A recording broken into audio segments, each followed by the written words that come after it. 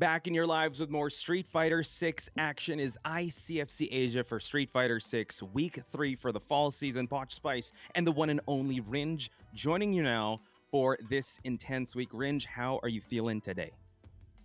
I'm feeling great, man. Ready to be back for the ICFC Asia action. You know what I'm saying? I took a little break in the NA region, but I'm glad to be home and I'm glad to see so many familiar faces in a bracket. You feel me? We got a nice quality bracket today of the likes of Xiabao, Uma, Atayalin, Marnes in the building, Doug Cuddles, even FChamp because he was over there in Rev Major, right? Jiewa, you mentioned while we were off air, BurnoutFighter. It's looking nice tonight, man. Yeah, I'm excited. I'm excited to be sharing the mic with you. You know, one of the great minds of Street Fighter, and also sharing the sweet science. Also, we are 1 week removed from Aki coming into the fray. Seo bringing her out 2 hours in the patch. So, initial thoughts on Aki? You want to share that with the viewers? Yeah, you know, we were chopping it up a little bit pre-stream, and yeah, she seems like obviously a very interesting character. Definitely high damage. I'm not sure how many people expected her to be so high damage, but when she gets the right starters, when she's able to explode, can't remember what the exact like terminology they're using for the mechanic, but like I forgot the guild one too, like the retribution, where it's like the explosive blossom, where you Yeah. get the extra hit stun or the juggles and whatnot. Obviously, that's really dope. And I can't wait to see people kind of be able to play the neutral clean enough to get into those situations, right? That's always like the tough part about learning a new character.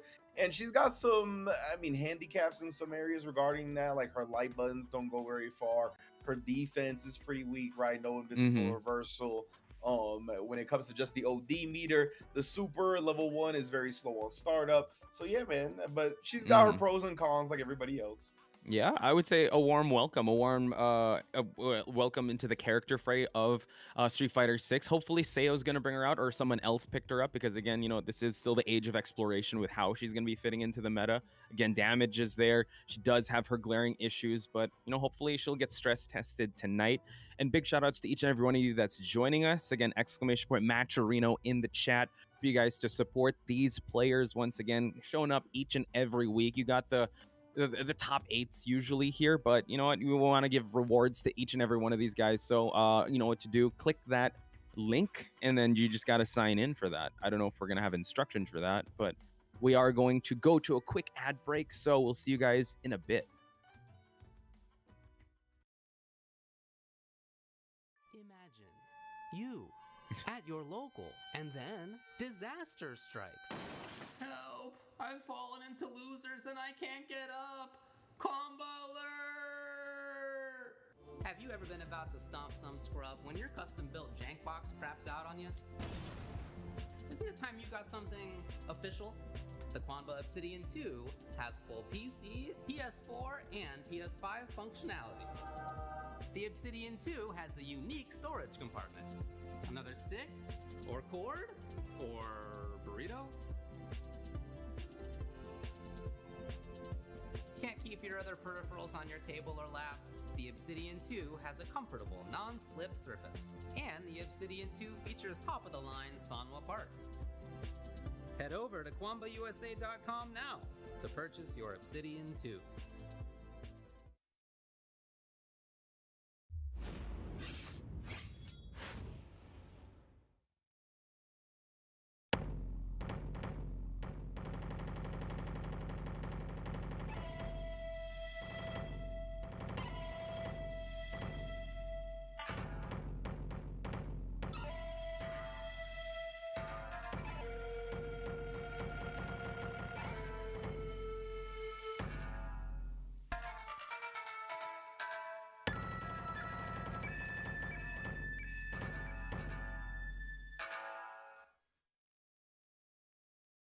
Oh, and you already know that we got the Matcherino on deck, just as my man Posh alluded to before. We got 89 codes remaining, so let's get those claimed up. I just claimed mine, so do your due diligence. Get these players paid out. Of course, it's all going to the players. And of course, it's already at $102 because of the lovely folks at Quamba giving us $100 each week for a pop bonus. It is a beautiful thing. VK on the beat, dropping 0.43. Again, any contribution is duly welcome. But then again, you know what? The Matcherino has blessed us. Just claim those codes, folks. 89 codes remaining. Hopefully, when we hit top 8, we'll be more than halfway done. We know how the, I mean, the ICFC is just very notorious for not. They want to be called for attendance, basically. So hopefully, you guys can be able to finish out these codes and not have us call you guys out or have the stream held hostage. You know what to do. ! Matcherino in the chat to claim those codes. I believe in our folks, you know what I'm saying? I already saw Same. some codes get claimed live. And of course, if you're looking to claim some merch, 10-o.gg/merch is the best place to do it. Of course, the QR code for easy scanning is on your screen as well. The beautiful Evo exclusive colorways out there. You see the green, the blue, the electrified Blanca, all that in stock, and it's not going to be restocked. So make sure you get it while supplies last. Enamel pin badges in the building, and we got stuff from all the other franchises as well. You know what it is, the Guilty Gear shirt, the Pressure is still in the building, the Bad Moon long sleeve, as well as the Tekken merch, all of it fuego as per usual from the folks at 10-0. Yes, amazing stuff. Again, scan that QR code. And we also got the community merchandise. We got the Tasty Steve one. We got the Avoiding Puddle shirts. We got the Majin shirts. We got the Justin Wong casual tryhard shirts. And of course, we got the ICFC and support your local shirt and 10-0 shirts. You know what to do. 10-0.gg/merch or scan that QR code at the top right side of your screen. Yes, sir, man. When Connecticut's bringing the fire statues, man, the figurines are out of control. Some of the detail on these joints, the Chun-Li with the dumplings and the ramen going everywhere. Oh, that's a chef's kiss, man. I really love the detail that they add to the figurines, like as the settings, you know what I mean? With the rock, the concrete, and the steel for Juri. Obviously, the wave from Haomaru. And I heard the Haomaru statue got some wild lights to it as well. So definitely, I know that one's shipping later this year. So if you're on that pre-order life, make sure you get to it. I believe they have statues from other figurines, from other franchises as well, like Guilty Gear and the like. Oh, that would be dope. Again, big shout outs to Connecticut's. Amazing artwork. Always love this slide and always love trying to count the noodles or trying to count the waves on Haomaru. Again, big shout outs to them. If you guys are interested, do search them up and do wait for and be anticipation for the ICFC Intercontinental Championship. Once again, folks, we want to find the best of the best when it comes to Team NA, Team EU and Asia, Team Can Opener, and Team TNS. This is going to be an amazing event, so you can sign up for free today. And for more announcements, you can head on over to 10.gg/ICFC for the Intercontinental Championship. All right, now that the business is not quite out of the way just yet, ICFC, you know where to sign up for it. 10-o.gg/ICFC. That's where you can also find the IKFK signups. If you're interested in the Mortal Kombat realm side of things as well. But yeah, NA, EU, Middle East, Asia, all represented here on a global scale for Tekken 7 and Street Fighter 6. So make sure to join the party, man. Get signed up. And before anything else, we want y'all to stay connected. You know what it is. X or twitter.com/10omedia, youtube.com/10omedia. And of course, if you guys are feeling a little generous, patreon.com/10omedia to stay up to date with anything and everything related to the Intercontinental Fight Club. All right, now that the business has been handled. You know what? I thought so Bro, too. we got 3. Your third time will be the charm, hopefully. Okay, we here got we go. 3 bounties left. That's it? Dude, 3? they're not. They're leaving us with the crumbs, man. Look at this. Win a round from only 2 touches. I don't know if we're going to do that tonight, but win a game where there's double KO. That's even harder. And win a set with 1 second left on the timer in the winning round. Range, I don't know about these possibilities, man, but we only got 3. These are definitely just like ones that kind of happen by chance. So we can kind of lean towards some characters having that happen with the only 2 touches, right? Level 3, if we get a Ken with a level 3 on the screen to forget him Marisa at all, you know, we will have some opportunities for that. But man, yeah, this is tough. Isn't this only week 3 of the ICFC or week 4? Yeah, it is. Week 3, right? It is. Oh, BurnoutFighter with the Aki. Okay, I like this. They're starting off hot here. And Jiewa with the Ken. Yeah, Jiewa always on the can, so I'm expecting him to rock. Maybe he'll dabble with the Akumu when that character comes out, but until then, he's rocking the Masters. But that wasn't a masterful confirm at all. It's the standing heavy there. But now we see, DI perfectly placed to put BurnoutFighter in a tough spot here, Inge. And what a challenge from Jiewa already, right? Representing the drive impact on some of those long duration moves from Aki, exposing that stuff. So good stuff. Hey, he seems like he already has some knowledge on the matchup, but speaking of which, quickly exposes the Jinrai gap. True, but look at this. BurnoutFighter is about to fight out this burnout, but no, he'll try to push to the corner, not quite. That was unfortunate. Yeah, Jiewa got caught being a little too thirsty for the drive impact. But oh no, BurnoutFighter reaching early, messes it up, or maybe it was just a meaty setup that leads to a kill. Jiewa picking it up. Yeah, this is what we talked about at the start, right? It's hard for BurnoutFighter, or at least Aki, to try and get pressure off her, but this is a good matchup we can actually learn from, and Jiewa now has that poison. No, he can switch his sides. Yeah, sometimes in this game, like when you do walkbacks, when you do like throw baits, you kind of commit to a button timing to catch people's slides or throws and whatnot. And because of that, like they get opened up to jump. Like as soon as like the opponent kind of commits to jump, that's right when you're whiffing your button that you committed to. So because of that, that's why BurnoutFighter got put there. It's unfortunate. Yeah, quite unfortunate. But out of this corner he goes. He's already burned himself out here, but he's taking a lot of damage here. But let's see. Oh, nice. Oh, command grab. Let's go.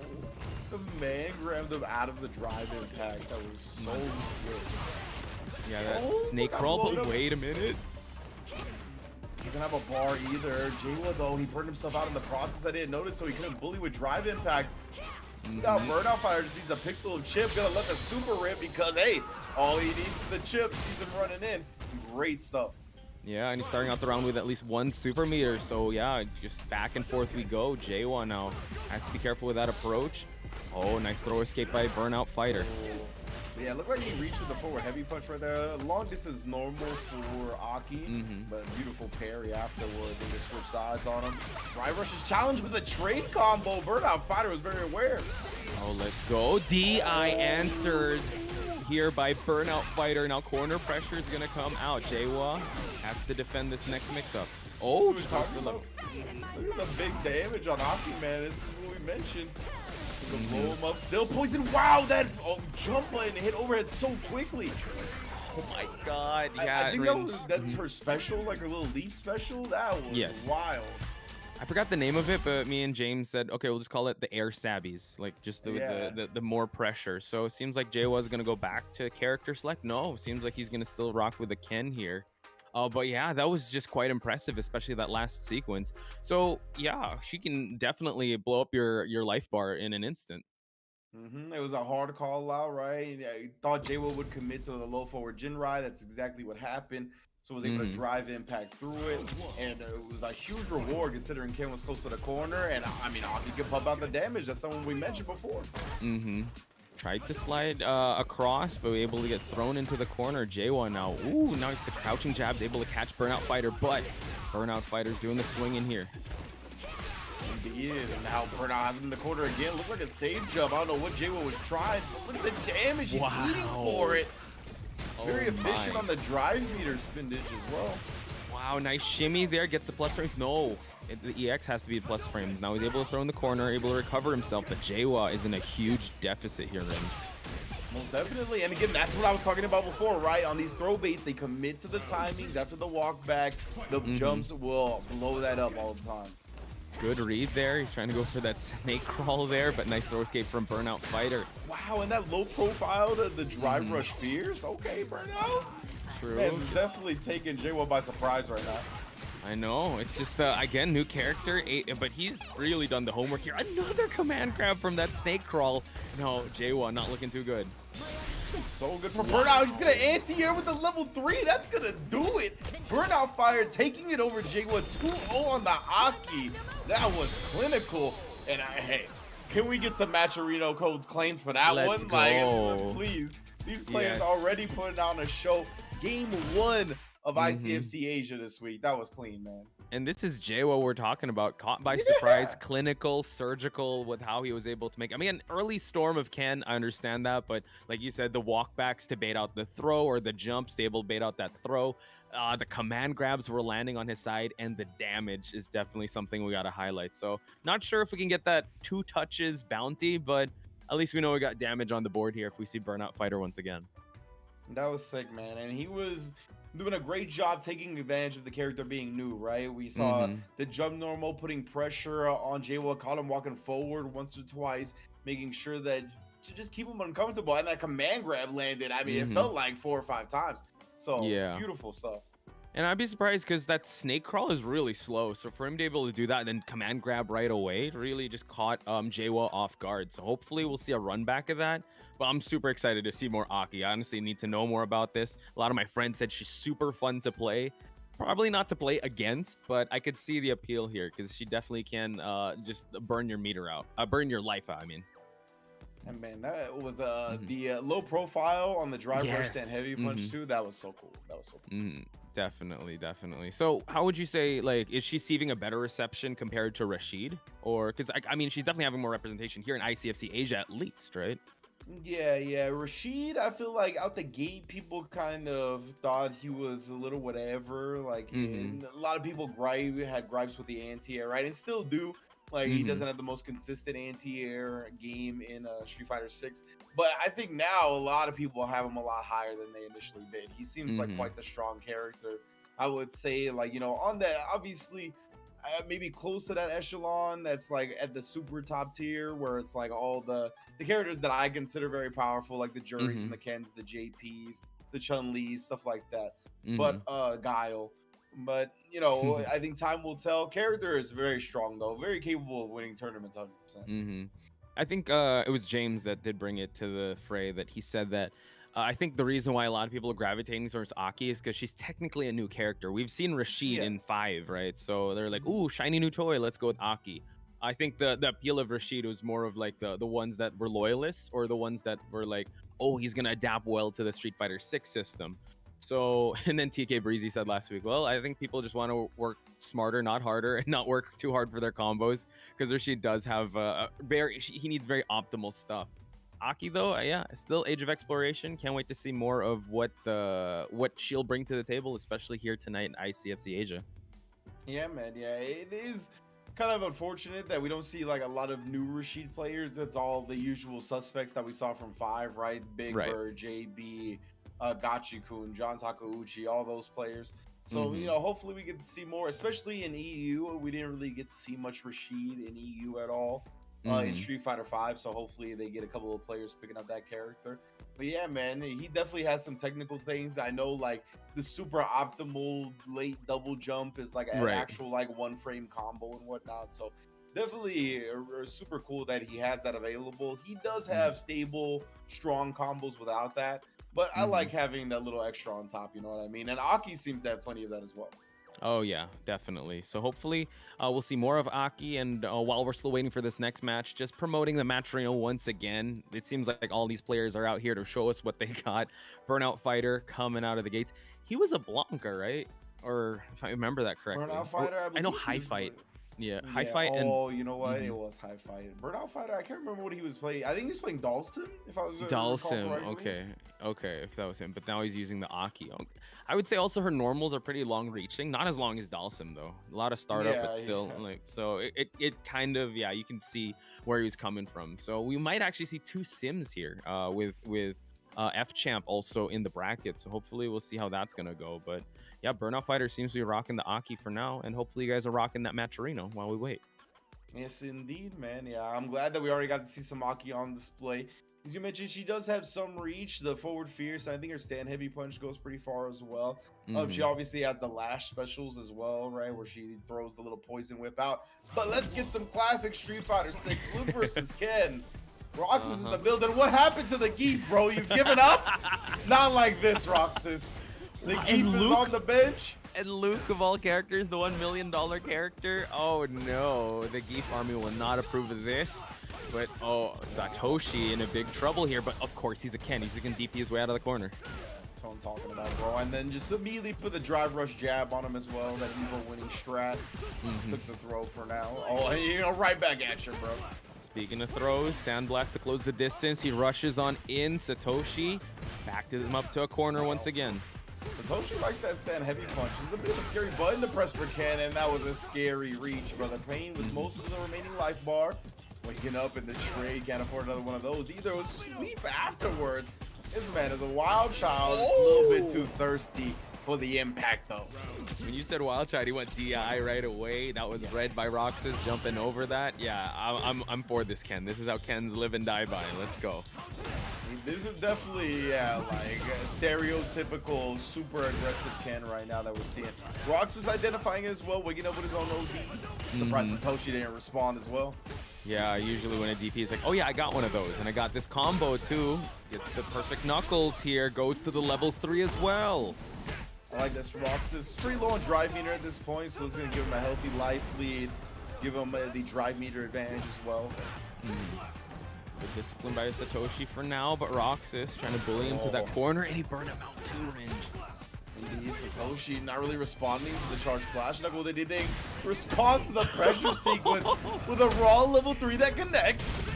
And it works, right? It works, but now both of them are in burnout. Satoshi in a bit of a life lead. He's got a Dragon Lash in his face.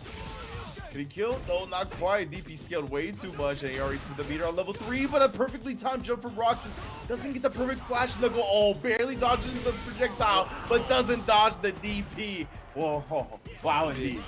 Yeah, just the scrambly action. I'd whiff the grab, couldn't get the punish right away.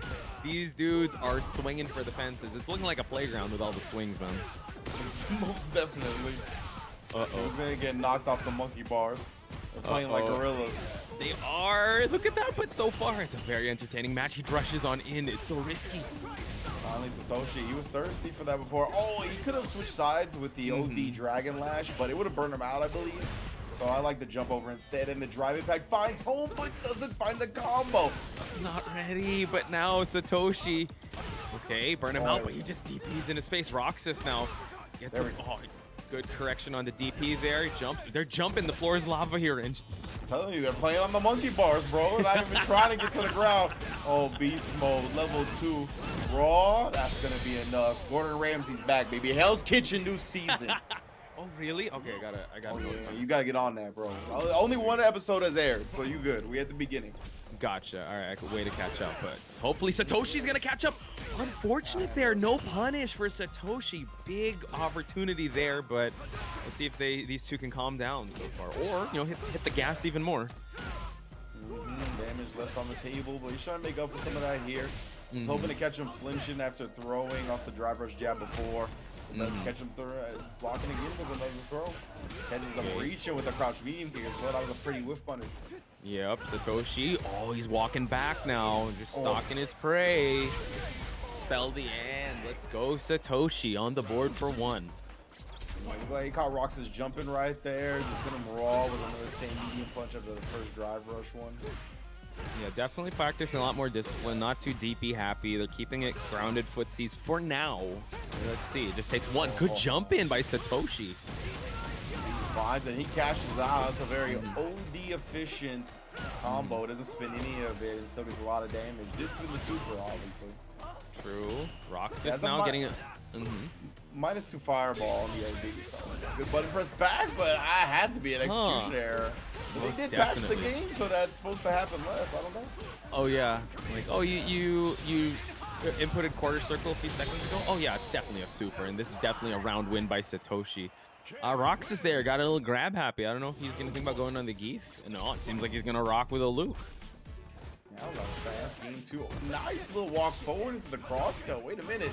Satoshi starting to find that. He had trouble earlier with the jumps, the cross cut jumps. True. Dragon Lash to grab. I used that tech day 1. But now we're gonna see Satoshi try to battle his way out of this corner. Again, just pressing that. That's the money button right there. The crouch medium punch from Luke. Ooh, catches a whip in the roundhouse though. Let's use the run Tatsu for the corner carry. Puts the jab pressure on him. Jin rise as well. Now it's Roxas' turn, but we jump out and then immediately land with the stand medium kick. Oh my God, Roxas with a, again. oh no, what for? That's the deja vu range. Satoshi now, does have his OD gauge back now, but Roxas, not much resources left. He's dodging the chip. How long are you gonna dodge it? He does it again. Then nullifies the fireball. Roxas living on a prayer right now and gets the jump in, but he drops the combo. Oh no. He was so close. That was insane. Oh man, if he made that comeback, please, someone clip that. That was insane. Hopefully, I believe in Roxas. Let's go. Good combo opening here. Gets the perfect knuckles going. That was a wild whip punish. Catches the jump and then catches him. He tried to do something to walk back. I didn't quite see when the counter hit. Notification popped up for the level 3 again. This is big from Roxas.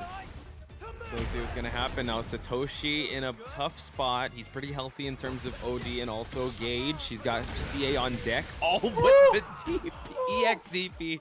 This man is swinging range. He's a wild man. This is a sick first set. Like, this is the second set of the day, but very early on in the tournament. Catches the backdash, it looked like. You ain't going nowhere off the OD. Good parry, but oh, nice defense on Roxas. Corner pressure by Satoshi. Jinrai kicks. Indeed, this is looking big for Satoshi now. He's got 3 bars as well, so any ground that hits is going to be a kill.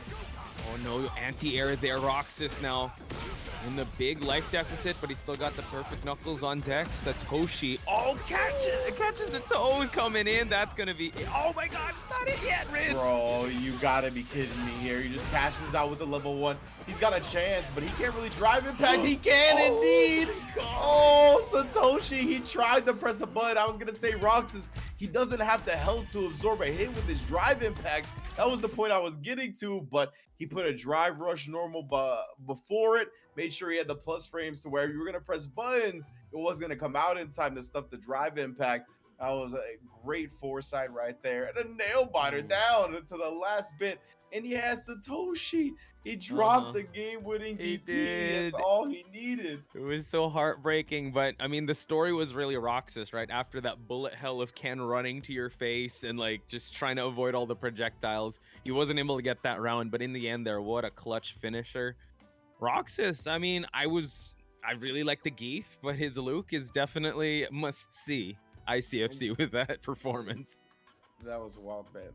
Oh, that was a really sick match. And I got to test if like that drive rush normal into a drive impact, like how throwable it is. Because a lot more players, or a lot more people are starting to think about that, right? And like when you're out of resources, a lot of the time, that's what the player's looking to do is set up a drive rush normal or some type of, if it's not a drive rush normal, then a heavy normal and a drive impact. So you can't really press a button in between. But maybe you can throw. I still got to do some lab work on that myself. But either way, it sounds like we're getting FChamp up next, which I'm very excited for, obviously. One of NA's finest Dhalsims. But the FNF champ, of course, for Filipino. That man was out there in Rev Major, out there in the Philippines doing work. As you mentioned, he got 3rd place. Great showing there. He faced up against Seo, who got 2nd, and Noun's ITK.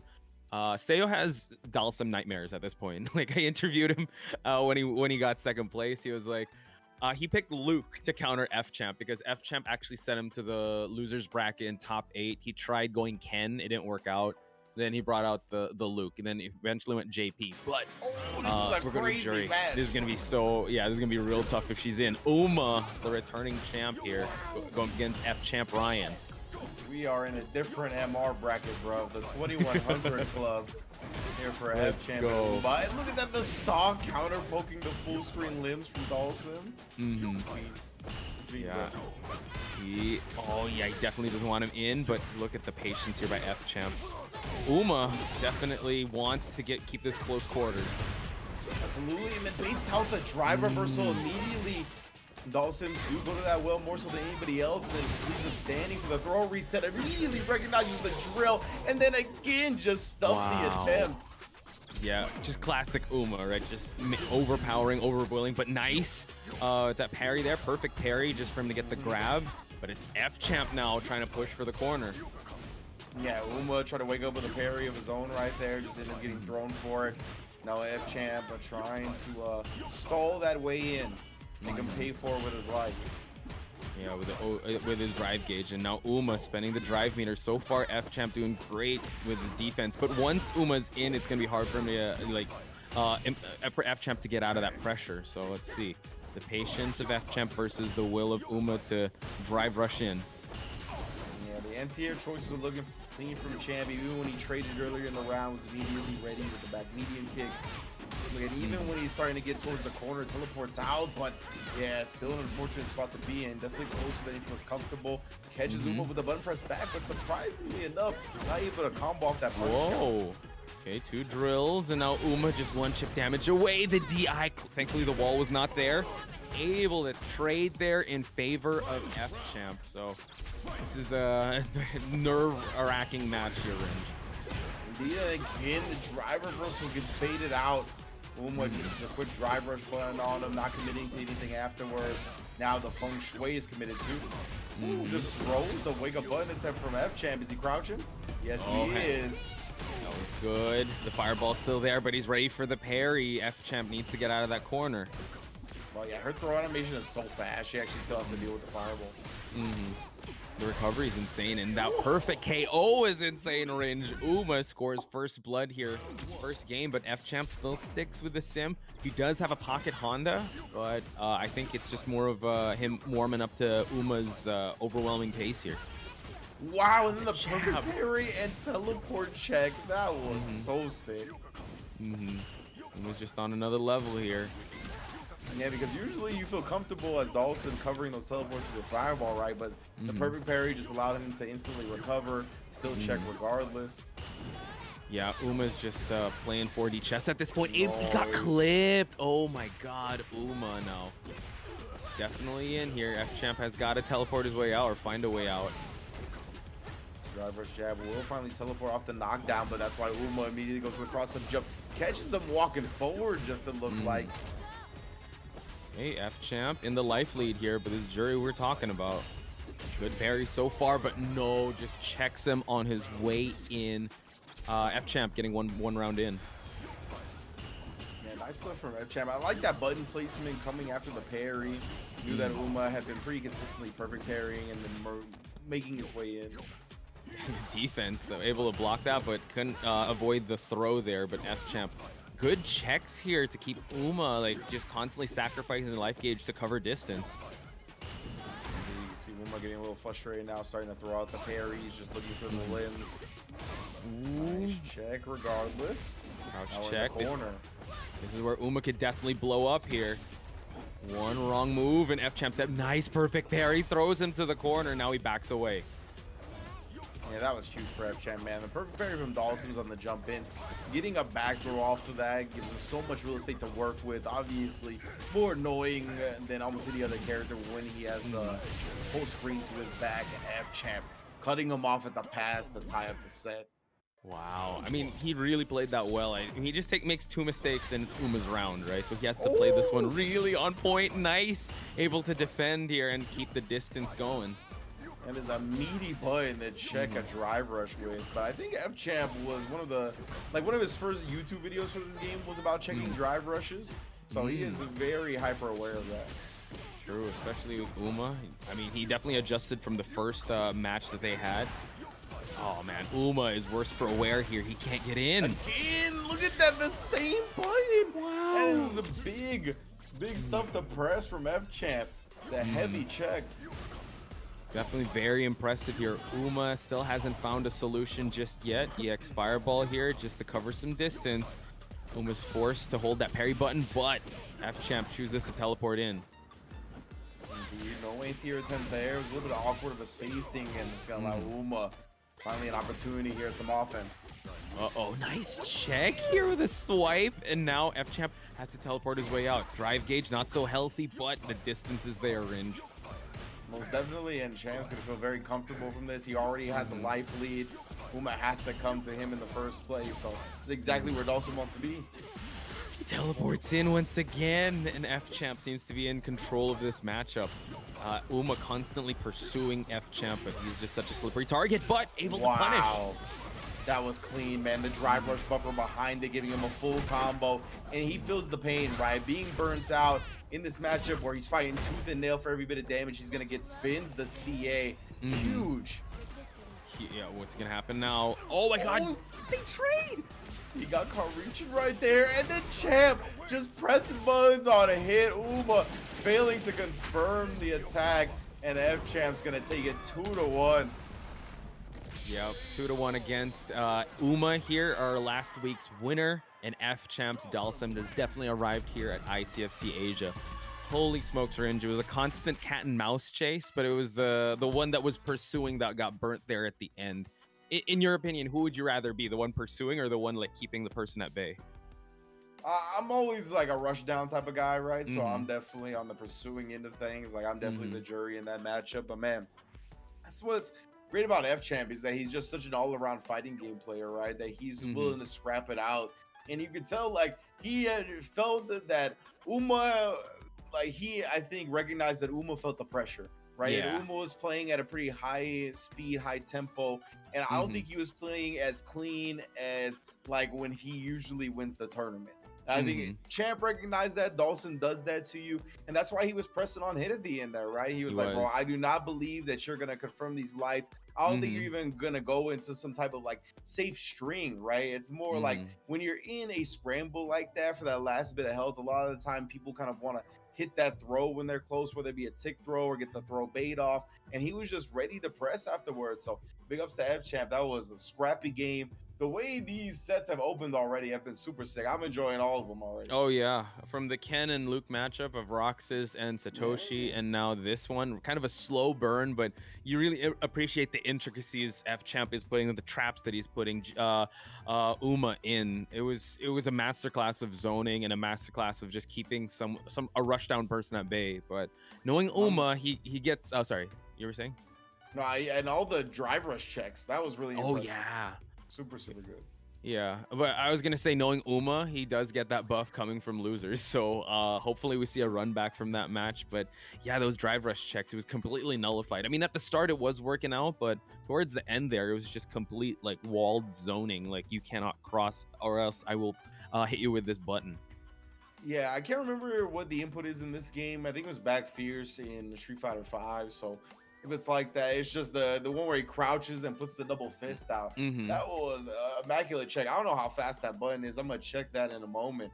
But to be able to consistently check the drive rushes like that, clean stuff from FChamp. And like I said, that was one of the first things he was really concentrating his labbing on. But we got the burnout Aki back up. Ooh, Maydic again, the grappler of Thailand here. You follow him on Twitter, posting the Zangief tech, but BurnoutFighter, we've seen him before with this Aki. Let's see if he can put the damage on the board for Maydic. Indeed. I mean, I like that offensive drive reversal, but so smart from BurnoutFighter. Using the OD slide. Let me get out of this corner. Make a Zangief work his way in all over again. Yeah, we were actually kind of scared if you can parry the poison, if you're still gonna get in that poison state, but no. Maydic though is poisoned now while BurnoutFighter is in the burnout state. Again, the command grabs. You're command grabbing a grappler here, folks. Yeah, and that's the second time he's command grabbed the drive impact tonight too, right? Definitely knows that the opponent looks for it while they're in burnout. Oh, but I like that from Maydic, sneaking in at the last possible moment. What in the world? Huh? Okay. What was that? Okay. I thought he was about to have the sickest frame kill I've ever seen, and then he just... I was giving him benefit of the doubt. He started stomping on the floor like there was a cockroach, but he gets the drive impact. There we go. All part of the plan. I don't know what we're talking about, but that was good recovery there, I would say, by Maydic. Yeah, that was one of her heavy buttons. I don't know if it was the forward heavy punch or just the regular, but yeah, very commitment heavy move. I don't believe it's special cancelable. Maybe it is, but either way, didn't cancel there. Perfect parry to the grab. BurnoutFighter getting the right fist in, but now we see BurnoutFighter is trying to fight his way out of this corner now. Indeed, and Burnout, ooh, got locked down there. Was trying to make his escape. Maydic poking with the low normals. Recognized that it was an air hit, so just took the pressure off the drive rush. Again, interrupting his opponent's offense. I love that, and then catches the parry attempt. Yeah, BurnoutFighter is very aware that he needs to be dictating the pace of this match, because if he gets pressured, it's going to be tough, especially from a Zangief. But now Maydic has to close out this distance. He has to walk through puddles of poison here. He can get that detonation. Oh, the standing heavy kick. Yeah, it's a clean punish from Burnout. Maydic with a big commitment right there. Tired of having to walk Aki down. Just kind of tried for a little bit of a desperation hit. Nice team. True. Oh, keeping him in that poison state here. He's going to need all the poison he can get to even out the life. Credit card swipe from the air. Just keep him at bay, but he checks the legs. Just spin a little two here as well. Take the knockdown, take the drive gauge drain. Oh, tried for a reset. Burnout hold it up though. Well aware of what Maydic was scheming on. Goes to the level 3. It's gonna be a really big damage, but I like the commitment on Maydic there in that last sequence. But let's see how he's gonna fight his way out of this situation. Both of them are in burnout state, so we're gonna see how this one's gonna go. Spinning heel kick. Oh, the air stabs. Oh, tried to just cancel to the running bear grab, catch Burnout asleep at the wheel, but does not. And the leaping stabs once again, cutting it off. Yeah, Maydic again. Still trying to find the tempo of this match. Unable to get what he wants, but BurnoutFighter very aware when to create the distance. Doesn't have the best defensive tools, but able to find the wall Maydic. And he continued the pressure. Oh, got that counter hit, too much hit stun to actually get the throw off of it at that point. Perfect parrying to jump in, and BurnoutFighter's gonna keep the corner, just takes the throw punish. Oh, yes! Lands in time to drive impact, nothing for you. Good call out there by BurnoutFighter, and now gets another command grab. That's the 3rd time, Ringe. We're keeping count of this. Able to hit him out of the drive impact state, or grab him out of it, and now this is gonna be over for Maydic. Catching the landing frames right there. Perfect punish counter on the attempted jump out of the corner. Burnout is looking so good on the Aki. Oh yeah, it's chef's kisses all throughout here. And now Maydic, good opening salvo, and gets the first SPD. Burnout was trying to drive impact too. I heard the audio cue. Now whiff punish off that clean headbutt. Wait a minute. Maydic not going quietly into the night. True, okay. Signs of life here, a little bit of confidence, but oh, the perfect parry though, just to throw him into the corner. And once he establishes that distance, it's gonna be pretty tough for Maydic. Jumps in. Wow. Super smart. Yeah, players when they whiff buttons like that, a lot of the time they like to parry afterwards because the opponent's gonna commit to that jump in right there. That's what Burnout did. Maydic that was landing with the command grab clean. That's the 2nd SPD. Let's see if he's going to land any more. BurnoutFighter, though, being very careful not to get in that poison state. Constantly parrying, and now jumps away from that slide-in. Oh, no. Got caught committing that time. Just presses the drive impact after he's hit out of it. Pushes her towards the corner, absorbing the poison. Nice anti-air as well. BurnoutFighter in CA range, though. Yep. Oh, credit card swipes him down. Constant pressure here. Maydic gets 3rd round, so we're tied 1 each here, Ringe. Sometimes players don't unlock their true potential until they have no safety net left, right? Maydic, he was at down. It was a set point for BurnoutFighter. Came out like a new player in that round 2 and 3. Yo, that new player is here and now here. BurnoutFighter in a terrible position, but able to confirm the standing heavy kick. Yeah, Burnout just kept guessing on command throw, was eating the headbutts over and over again. Speaking of eating hits, Maydic just ate that jump in. The damage, oh, gets the drive reversal here. Maydic now has a bit of the lead here, but BurnoutFighter tries to get the wall, not there. I can't believe he didn't get splatted. That was crazy. And then again, chops are down, headbutt plus frames into the chop. You ain't going nowhere. Maydic's in the lead, Ringe. This is insane. Tries to drive rush in. Good defense so far, but Maydic gets that poison state. Oh, the low confirms here by BurnoutFighter. Oh, there we go. SPD. Yeah, Burnout looked like he was going to run away with this so quickly, and then the normal gets chugged. Reaching into the hurt box. Oh, drive reversal just to establish that distance. Maydic has to be careful with his drive meter at this point. BurnoutFighter can collect his thoughts and also try to zone him out, but now he's at the corner. Oh, there's fears. And then again, the headbutt. BurnoutFighter. He just couldn't find the defensive choices. Maydic, what reads offensively? Back against the wall, just unleashed. Yo, can I just say the theme for tonight is the comeback? We saw that happen with Roxas. We saw it come out with FChamp. and now we're seeing it happen here with Maydic. I mean, he was down and out. Like, he was able to like win, Yeah. like bring that one out of the fire. So congratulations to Maydic. Honestly, like, potential match of the night after match of the night here, Ringe. Yeah, he was legitimately like, all right, I'll just be right. Like, you know what? I'm losing. Let me just be right. And all of a sudden, he would just like hit headbutt after headbutt. Whenever BurnoutFighter was trying to hold up, he recognized, he sniffed out the down backs and was able to command grab them. He even snuck in some sneaky command grabs in neutral when BurnoutFighter was committing to one of the extended normals on Aki. Super impressive. Yeah, he just decided, all right, I'm going to start playing now. I'm going to play in my style. I'm going to start to be him. And he was. And the Zangief was just amazing. So was that a top 8 qualifier? Wait, I'm just going to check the bracket real quick. Yeah, that is. So it's Xiabao that got 2-0 over Roxas to qualify for top 8. Maydic also made it there. FChamp 2-1 and Roxas. Oh, so it's gonna be FChamp versus Roxas. That's gonna be a good one. And Xiabao versus Maydic for the winner's side of things. I believe we still have. Oh, sorry. Xiabao. So Roxas fell to the losers. My bad. Okay. Gotcha. So we're just waiting on. Roxas will be facing the winner of Doug Cuddles and Jiewa. So Doug Cuddles a JP, and Jiewa, we saw him with that Ken. So yeah, I mean. I would say limited entrance, but man, everyone is really turning up tonight. Yeah, 100%. Like, it's definitely a quality bracket for sure. And we're already getting to our next match, which is Roxas and Jiewa. So Jiewa able to prevail over, who was it, Doug Cuddles? Yes. And we're getting into this more Zangief action. I like it, Roxas. So he benched the Luke for getting back to his main.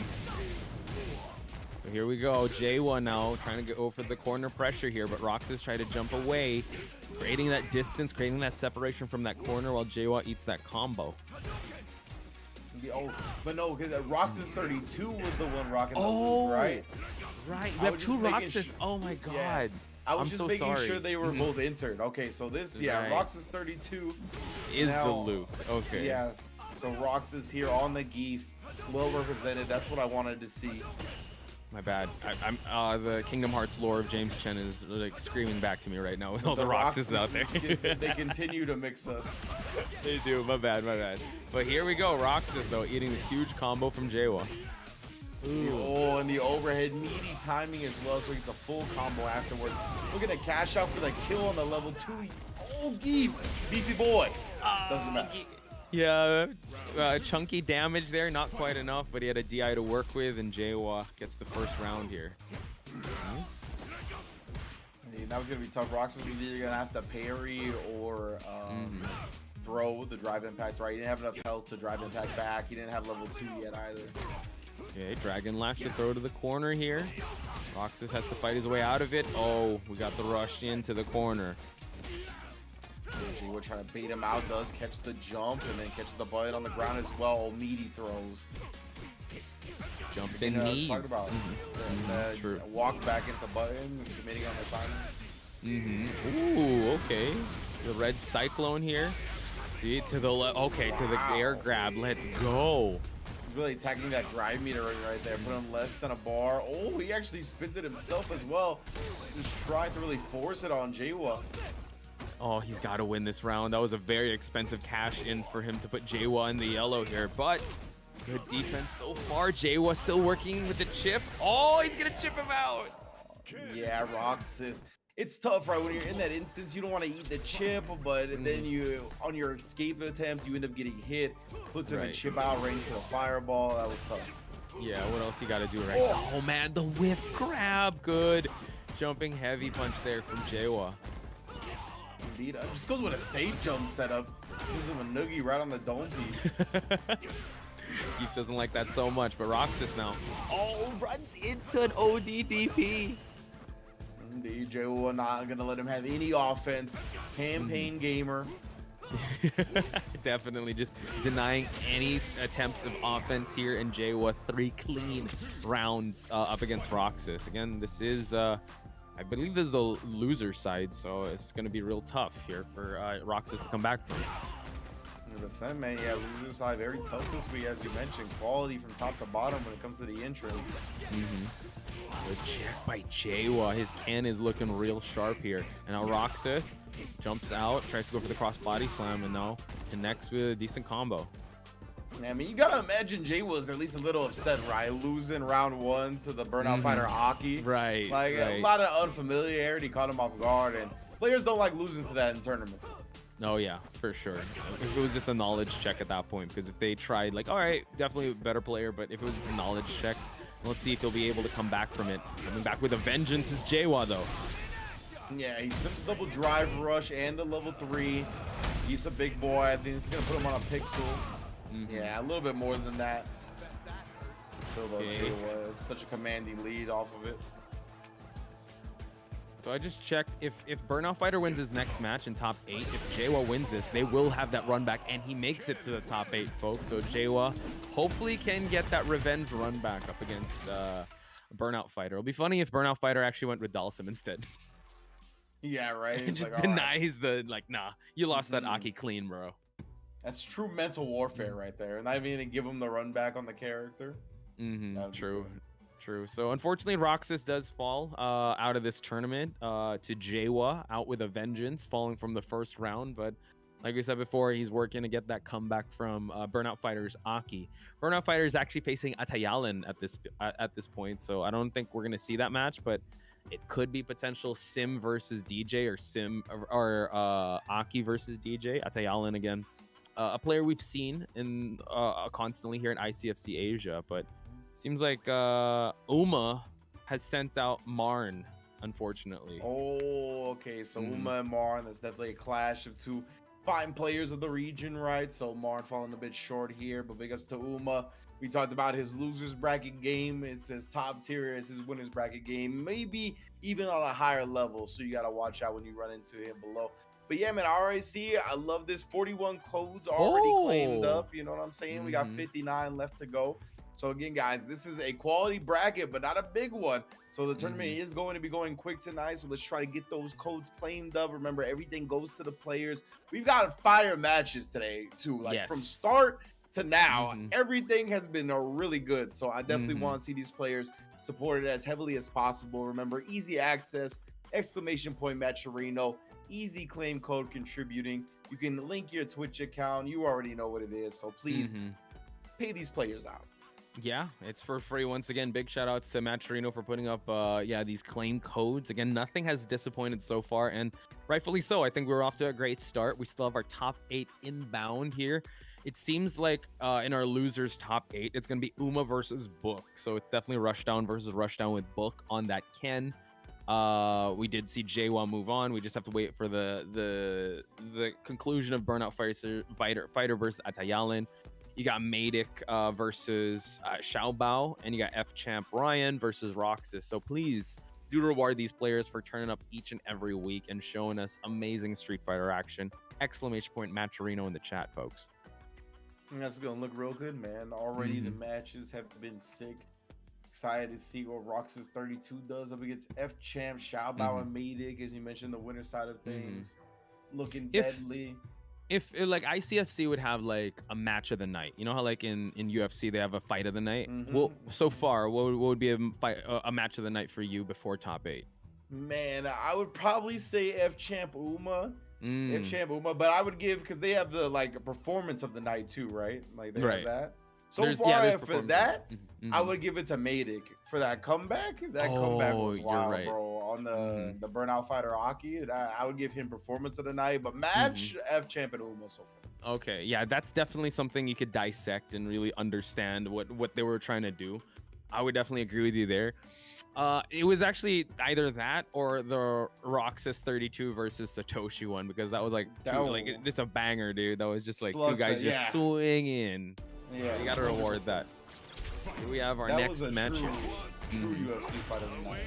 Well, speaking of Maydic, the performance of the night here. Let's see if he's gonna have another performance of the night. He's going up against Xiaobao. This is winners side semifinals, by the way. First to 3 here. You must channel the essence of Snake Eyes. SPD constantly singing.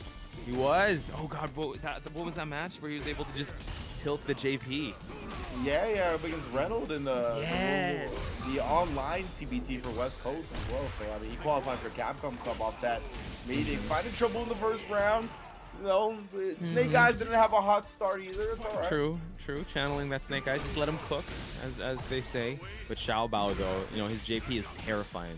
And we followed his arc since last season. He finally found his character, and it's JP. That's right, man. You know, some people, they want to bounce around the character select screen a little bit. Jammers is similar right now. They just need to answer the call. They're JP players in denial.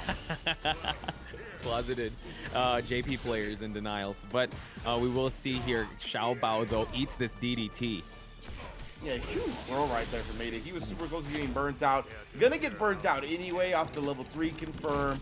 And with the amount of life you're being left with as well, it's gonna be a long shot up against JP.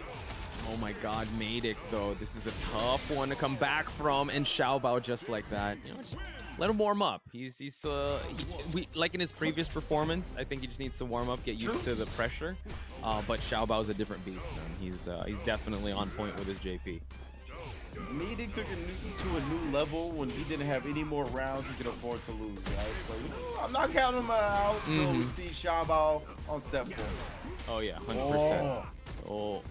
So here we go. Oh man, he jumps out of the DI and now puts him against the wall here. But big life lead on Maydic's side though. Yeah, so unfortunate. He lost the corner though. Driver versus out after the target combo, and then just catches him with the sweep. That was a tricky jump in. Definitely tough to see which side Jiewa was gonna land on right there. Just caught Xiaobao. Oh my god, round start DI just to get the Spectre out of the way. Yep, but now he's got to block the Amnesia. Oh my god. Yeah, maybe he dropped the combo with Xiabao. He was just churning the OD Amnesia on hit right there. And now with him being so low on drive meter, let's cash out the level 3. Let's get this commanding lead. Let's take it to a round 3. Yeah, and he's definitely going to build that meter in the process. Oh, he DIs for the perfect time for the spike not to come out. Good parries. Maydic now trying to close the distance here. Indeed, and you know, another thing, that spinning that level 3 does for Xiabao, gives him time to build up meter before that potential round 3. The anti-air from the spike, driver versus out Maydic. He's spending all his resources here. He's got to make something happen. Oh, tried to go. Oh no, able to get the Striborg to close out that round. Not looking too good. Maydic did get that first round, but Xiaobao is stuck in the air. Look at my man Zangief is looking. He is scheming. He's getting ready for the crab. He's like, I could grab you, just get a little lower here. But unfortunately, we have to do a tech pause there. Hopefully the match is still ongoing, or there's like a backup thing going on there. But yeah, our boy Maydic here. Oh, let's see what the score was. 1 win, so... Okay, so we should be going again. This is like the round that we got paused on. Oh, okay, gotcha. Oh, yeah, it is. Okay. Yeah, we should be So good. final Obviously, round. the stage changed because you know how it be. True. I'm still getting used to that, I'll be honest. Like, oh, yeah, different stage, different lighting. Yeah, exactly. Everybody's on their own stage when, you know, we're either spectating or playing online. True. Oh, no. Oh, man. Xiaobao really testing the defense of Maydic. Oh, EX Lariat here. Oh, man. The fadeaway. Yeah, the jump back button, trying to prevent that angle where you could perhaps expose the crouch fears. Right now, just dashing up with a tick throw, changing everything up. Xiaobao being a menace. Okay, spinning heel kick lands. Headbutt as well. Good opening here. Oh, he faded the Amnesia. Again, Xiaobao, yeah, he's been churning it on a hit. Actually, it resulted in him getting burnt out. But the level 2 is such a good security blanket for JP when he's in burnout. It's really good against the opponent when they're in burnout, but yeah, I think it's super strong for him defensively as well. Yeah, like the villain he is, he's able to just, you know what, just escape being unscathed there. So again, good option there by Xiaobao. But Maydic, though, who needs to close out this distance. Xiaobao is just a master of controlling that. Able to hit him with that cane and now establish the Spectres here. Yeah, Maydic, he finally was able to connect with that combo he'd been looking for before, but couldn't really make anything else happen out of it. Now it's full screen against JP. Your drive meter's almost gone. It was tough. Wow, and he spins the last bit of it on a drive impact that connects, though. Waking up here with it the is level again. 2. Oh, man, and Amnesia as well. He's got to hold that range. But wait, he's not dead yet. But, he's got the throw. Obviously, he's got to flex that. Yeah, and then that level 2 gives you the freeze frame that you just OD amnesia once you get out of it. If you see the player pressing a button, so good. Yeah, good escape option there by Xiabao. Maydic now. Always, yeah, he's behind in this round and definitely behind in terms of life. But let's see him make this comeback happen. Oh God, it's gonna be a bullet hell here from Xiabao. Yeah, 100% Maydic. He's trying to get these perfect parries. He got one before. Gets another one here off the T-bone suplex. You see the spoilers on the left, but we won't pay attention. I'm trying to to ignore it. Yeah, oh no, it's okay, you know. They spoiled the end game, and there you have it, folks. Xiaobao able to get the last game dominantly 2-0 against our boy Maydic. This is still the winner's side of things, so he could definitely make a run back happen, but that's tough. JP versus Geef. You can say once he closes out that distance, but Xiaobao is just so masterful at keeping his options open, making sure he has backup plan after backup plan if he's put in the corner. So yeah, that's one of our weak winners there, Xiaobao. Yeah, man, Xiabao, I mean, he played the matchup to perfection, right? He definitely just managed to zone Geef out with kind of safe sequences. He didn't take any big risk or anything like that. He had the OD amnesia ready consistently, and he was just never going to let Maydic kind of get the momentum he was looking for. So it seems like Atayalin actually beat a BurnoutFighter, so Jiewa can't get that run back from happening. So it's Jiewa versus Atayalin. That losers round 1. Uma versus Book. That's going to be a Ken versus Juri matchup. And we're still going to go to our winners semifinals here. Round 1, FChampRyan versus Roxas 32. So based on the previous performance of Roxas, though, Luke was pretty insane. Like very DP heavy, very OD heavy. But FChamp really good at slowing down the pace of the match to how Dhalsim wants it.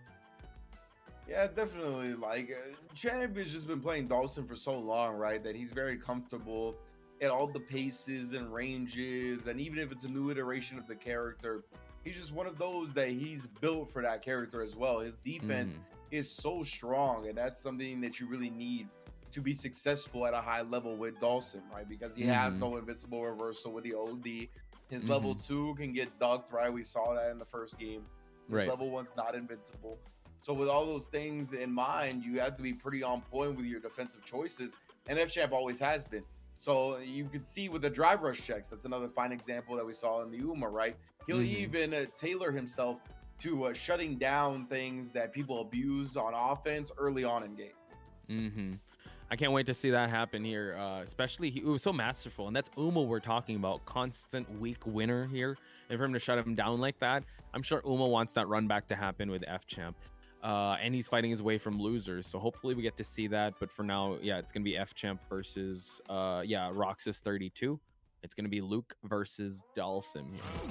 Yeah, and FChamp, he has Samurai to play in NorCal as well when he's in the States. So he's got fine Luke competition. I'm sure he'll be used to the matchup. He's obviously a ranked fiend as well. So there's plenty of Lukes to be found there. Roxas, though, let's see if he can bring something new to the table for FChamp. Worry about the drill kick, able to land clean for FChamp, and he throws him to the corner as well. Yeah, again, he's kind of blowing up the timing of Roxas walking forward right there. I don't know what he woke up with after getting hit, but anti-air clean. Oh, I don't know if that was supposed to be a bait, but either way, it worked out, and then just resets the impact. Gets the super as well, teleports to create a little bit more distance here. They trade fireballs, but Roxas has a long way to try and close out this round and close out the gap in terms of life lead.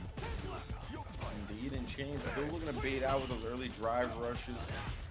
Ooh, jumps on in. Renji's in technically, but FChamp still got some meter to work with here. And look at that again. How'd that round in? Drive rush check. Like, it's not free to do it on this guy at all.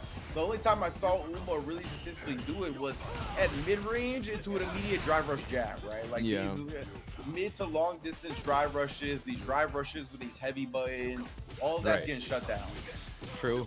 And now I feel like that was also in early rounds, right? But that one was checked, but still, FChamp still defensively sound. Good check there, just to establish more distance here. So we're gonna continue on the zoning game. Fortunate timing for Roxas, right? He caught Champ in the middle of a yoga flow. True, out of the air. Couldn't get much out of it, but now able to get a grab. Hopefully Roxas can keep this distance in. Another one in that time off the air tag. Champ even gonna burn himself out, trying to get that last bit of damage he was looking for. Roxas staying solid defensively. Roxas now sitting on some CA. Oh my god, he just clipped him full. Headshot bang, man. He was able to clip him as he's walking in. Just denied the full CA meter. That's gotta suck if you have money in the bank and you can't cash it in. Man's leg is an op. True. The no look. Crazy. Okay, so now Roxas still trying to find his rhythm here. He shoulder bashes his way in. That's one way to get in, but FChamp still sitting on some meter to work with, but Roxas able to open him up. Here, oh, Champ is waking up with the head, but does perfect parry this time, the drive rush. Waking up with the level 1 though, blowing him up for that attempt at the meaty. Good call out, walks into a fireball here. Roxas is in a big life lead with a lot of time left to work with, but FChamp, oh man, he's getting impatient here. FChamp definitely capitalizing on this. And again, just harassing the fireballs, drive rush getting cut off by them now. Oh, untimed jump in there. FChamp, all of these fireballs are hitting in. Now one more would do it. The drill kick to the combo, and FChamp continues his dominance 3 straight rounds. It's frustrating to play against someone so efficient at Dhalsim, man. See, Champ rarely gets cornered. He's always quick to make his way out of it. You see him here. And then, yeah, right there, setting up with the fireball first. Getting in there early, not making it easy for you to figure out what the parry timing is going to be. Yeah, just a constant masterclass. Good anti-air there. Couldn't get much out of it, but now FChamp's meter's not looking too healthy. DI answer for Roxas 32. Yeah, I caught the Champ coming to a 2-piece right there, normal to a special. Wow, the uppercut, the rectal examination. Able to get him. Oh, wow, he goes for the super here. And now there's going to be a lot of damage range. Yeah, raw level 3 while Roxas was already burnt out, so that burnout meter is paused. Now he just has a little bit of life to go through via chip. It's going to be rough for Roxas to survive this. True. EX Fireball. Oh, man, to the teleport. We're crossing it up. And FChamp, that's 4 straight. He is running right through Roxas 32. This man Champ, he's a Evo champion, right? With the Marvel 3, For sure. but nonetheless. Like, The fighting game connoisseur. Yeah, in Street Fighter, he's been one of the best for a very long time. For sure. Definitely showing a masterclass of Dhalsim here. Able to control 2 very rush down heavy players and characters and really test in their defense to try and get in. Try to perpetrate that drive rush. Didn't quite find it. Seems to be, looking to parry more off the drive rushes in this matchup rather than check them. Need some respect for Luke's game, but another drive reversal gets punished. Oh, that is a tough jump button to contest, bro. True. Oh, now he teleports away. The way he's able to tame the offense of these players is just insane. FChamp getting level 1, and now Roxas also in red. He burns him out. What a call out by FChamp. He just teleports away again after it. Now you got to make your way in on Dhalsim while you're burnt out. Clean counter hit. My man Champ rolling.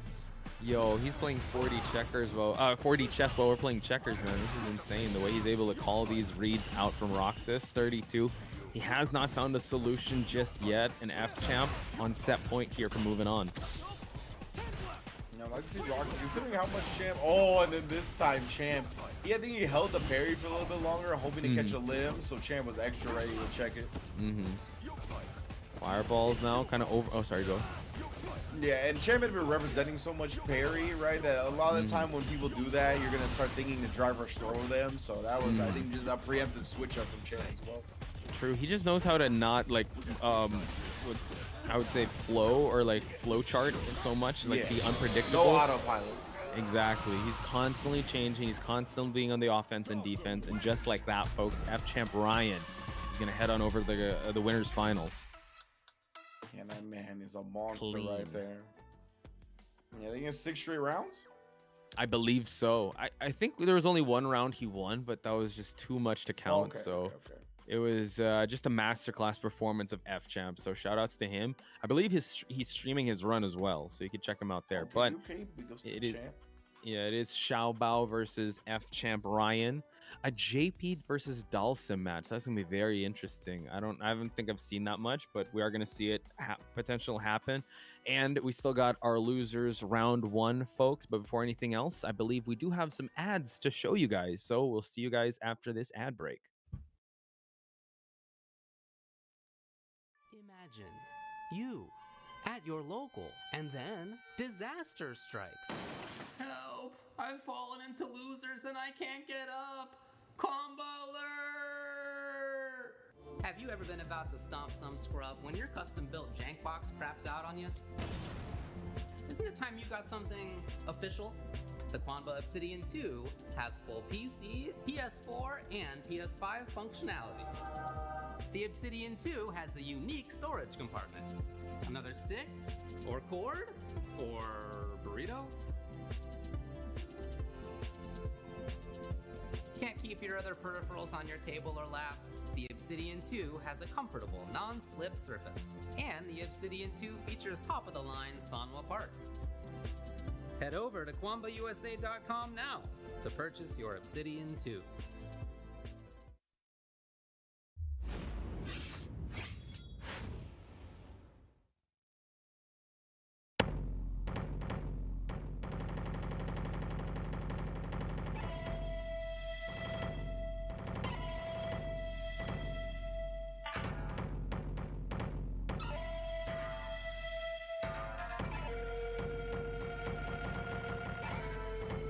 They made that the main event.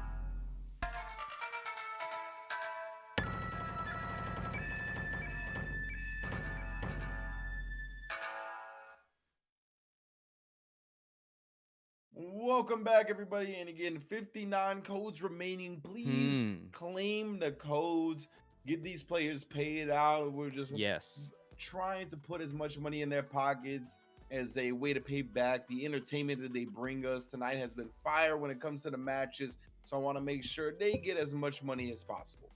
Yes, it's as easy as clicking the link if you guys are watching on any of the channels, if it's on Tenno, if it's in Majin's channel, anywhere else. Oh, wow, updated. Here we go, 36 codes left. So, Ringe, you are the voice of the people here. You're definitely able to do that. And Han Cholo, wow, is donated $1.25. Yep, Han Cholo. Interesting, because my whole name is Pacholo, so we're Cholo brothers in that aspect. But we are gonna hopefully move on with these codes. It's actually moving on down. We're at 33 now. Nice job. Good stuff, everybody. Thank you so much.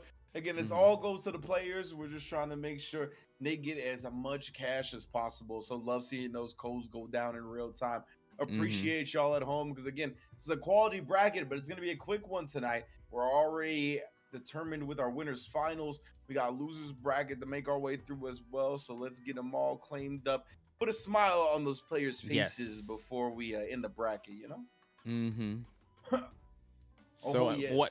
Something that puts a smile to my face is merch, folks. We got the Street Fighter officially licensed merchandise only at tenno.gg/merch.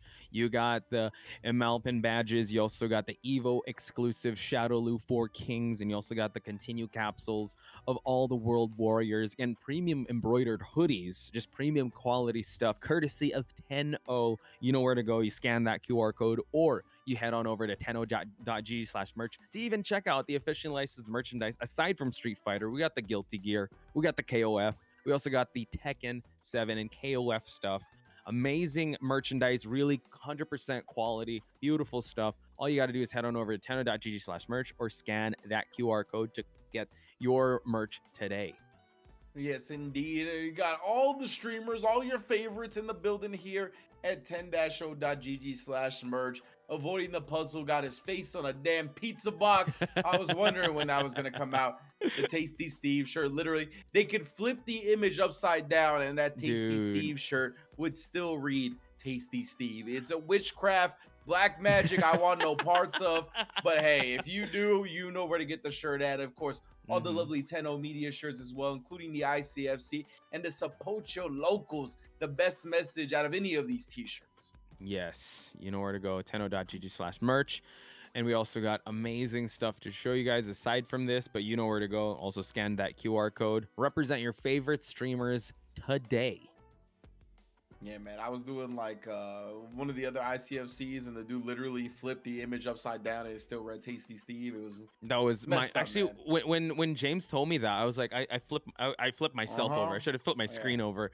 And you guys should flip your wallets over for these Connecticut's figurines here. We've seen how amazing these in detail on the screen is amazing, but if you own one, I can imagine you're just gonna put it at the centerpiece of everything in your house.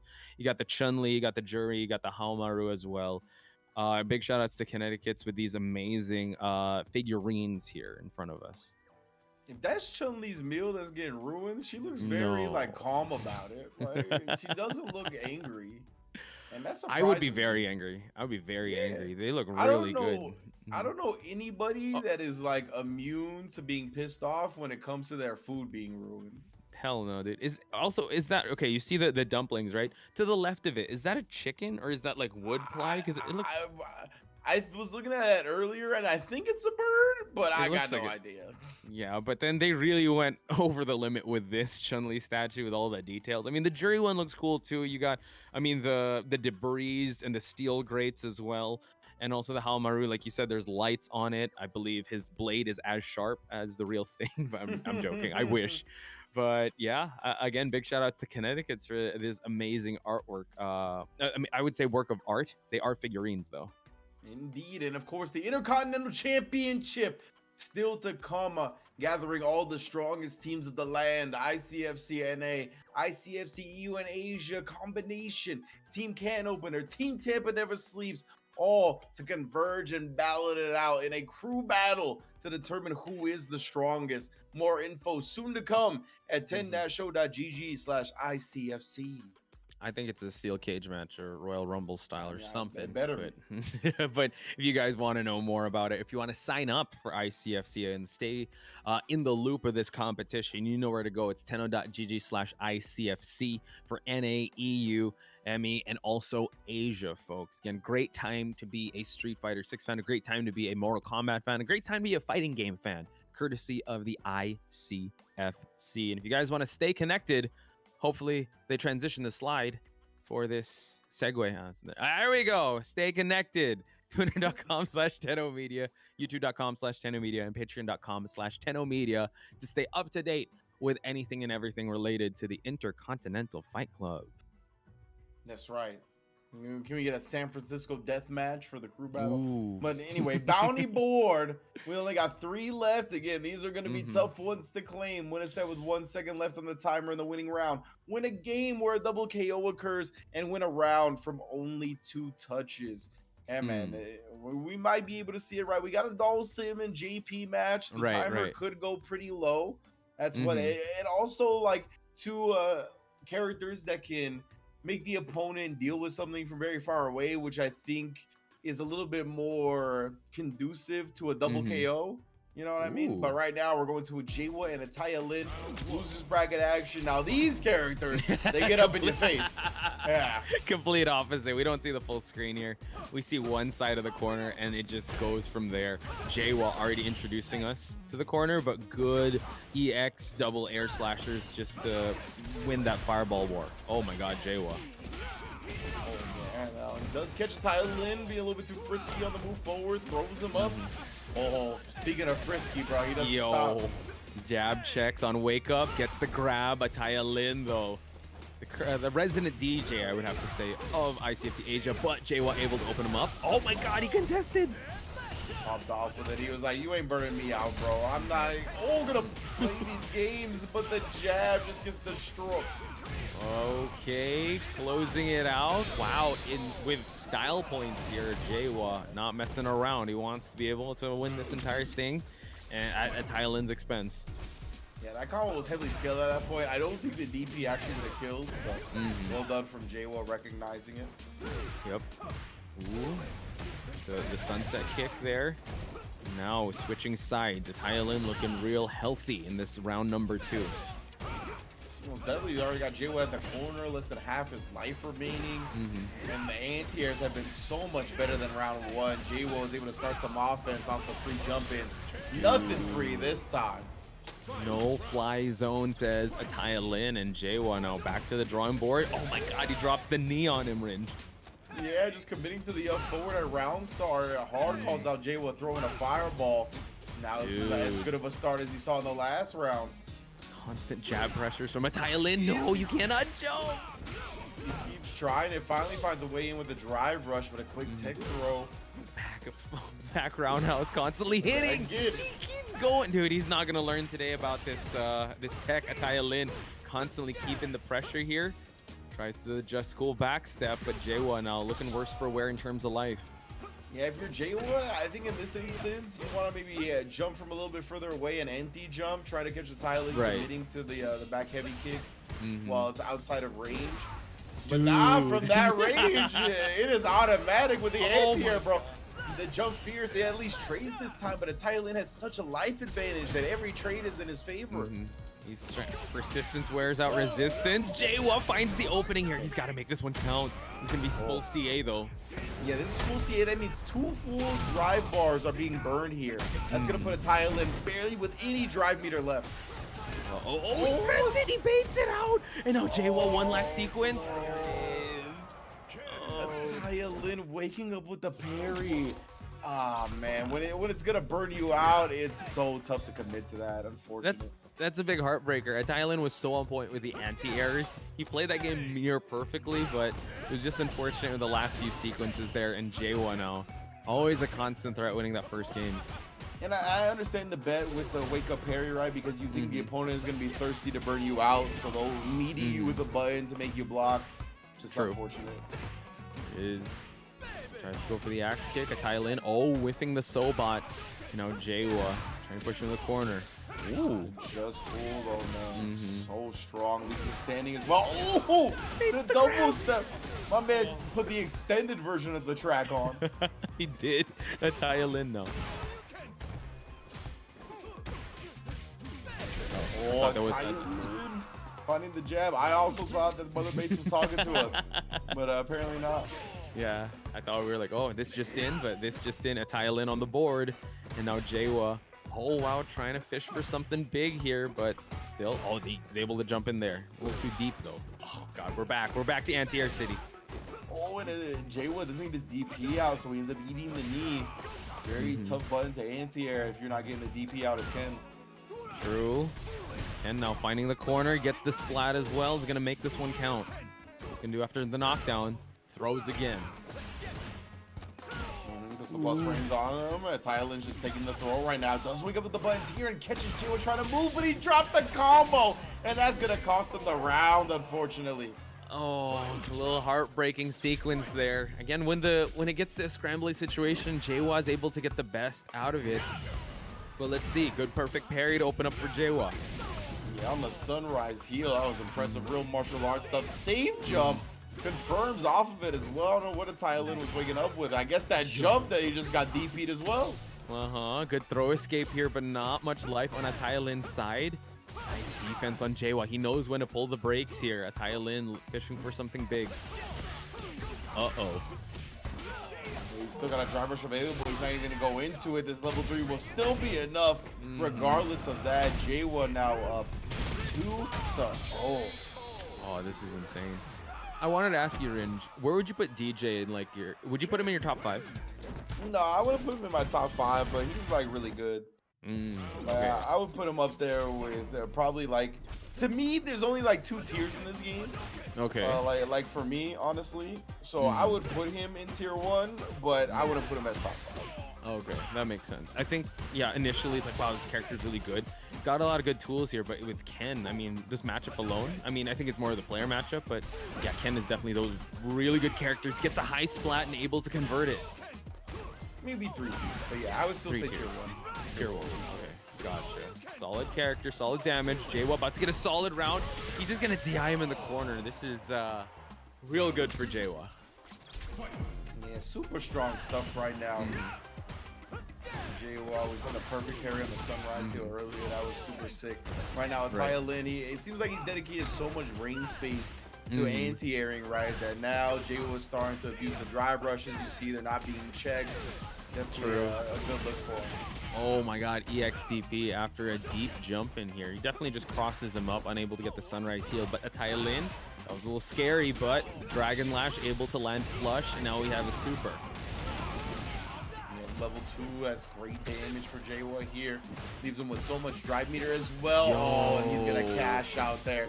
Double drive rush combo. Oh, it looked like he went with the heavy Jinrai, which usually you can get light DP after, but it doesn't matter. Jiewa gets the crouch jab that he needs to move on and lose his bracket. He's on a warpath. I mean, we thought Uma was on a warpath. I mean, he will go up against Book now, but Jiewa has just been looking so clean after he qualified after that. So just an amazing performance. Yeah, Jiewa is going to be facing Roxas 32 in losers quarterfinals, right? As you mentioned. Uma and Book is our last round of losers, round 1, I should say. Last match of losers round 1. If I may ask, you said you categorize like 3 tiers in this game. What are those 3 tiers?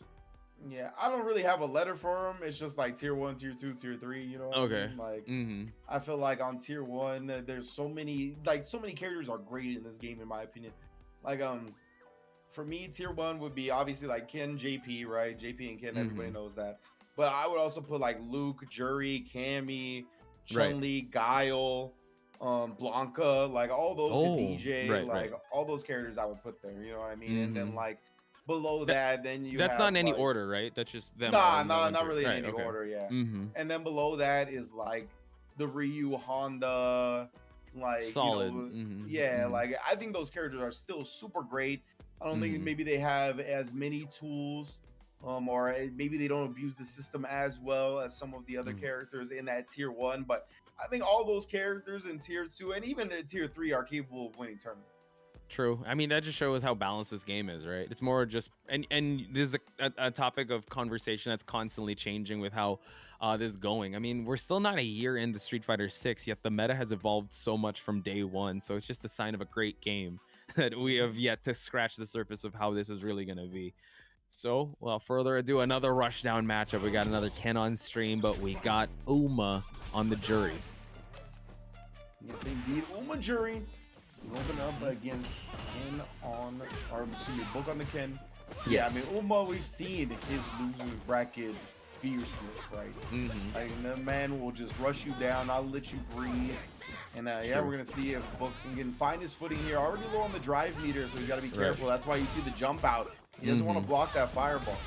For sure. And I think Book also going to Rev Major. He did get 9th place in both Tekken and Street Fighter, so I think he's gonna play with extra fire tonight. Yeah, definitely. 9th place, potentially the saltiest place. Maybe 2nd place is still the saltiest place, but 9th is very close. 9th is super close, like just like 1 away, really. And Book is 1 away from losing this round. Oh, the DI. Again, checkmate scenario there for Uma, and now gets the first round. You're super smart. I always like going to the DI when the opponent is low enough on health that they can absorb the hit with their own DI. So very smart. He ended up catching the Dragon Lash there, but it covered so many things in that instance. True. DI just to push Book towards that wall. Not much he can work with here. And Uma, oh my god, steamrolling at this point. Installs the Feng Shui while he's parrying and just throws him to the corner again. Ooh, thought Book was going to let go of the parry right there, but ended up still holding it. Found the hit regardless with that crouch beam, drive rush, baby, all day.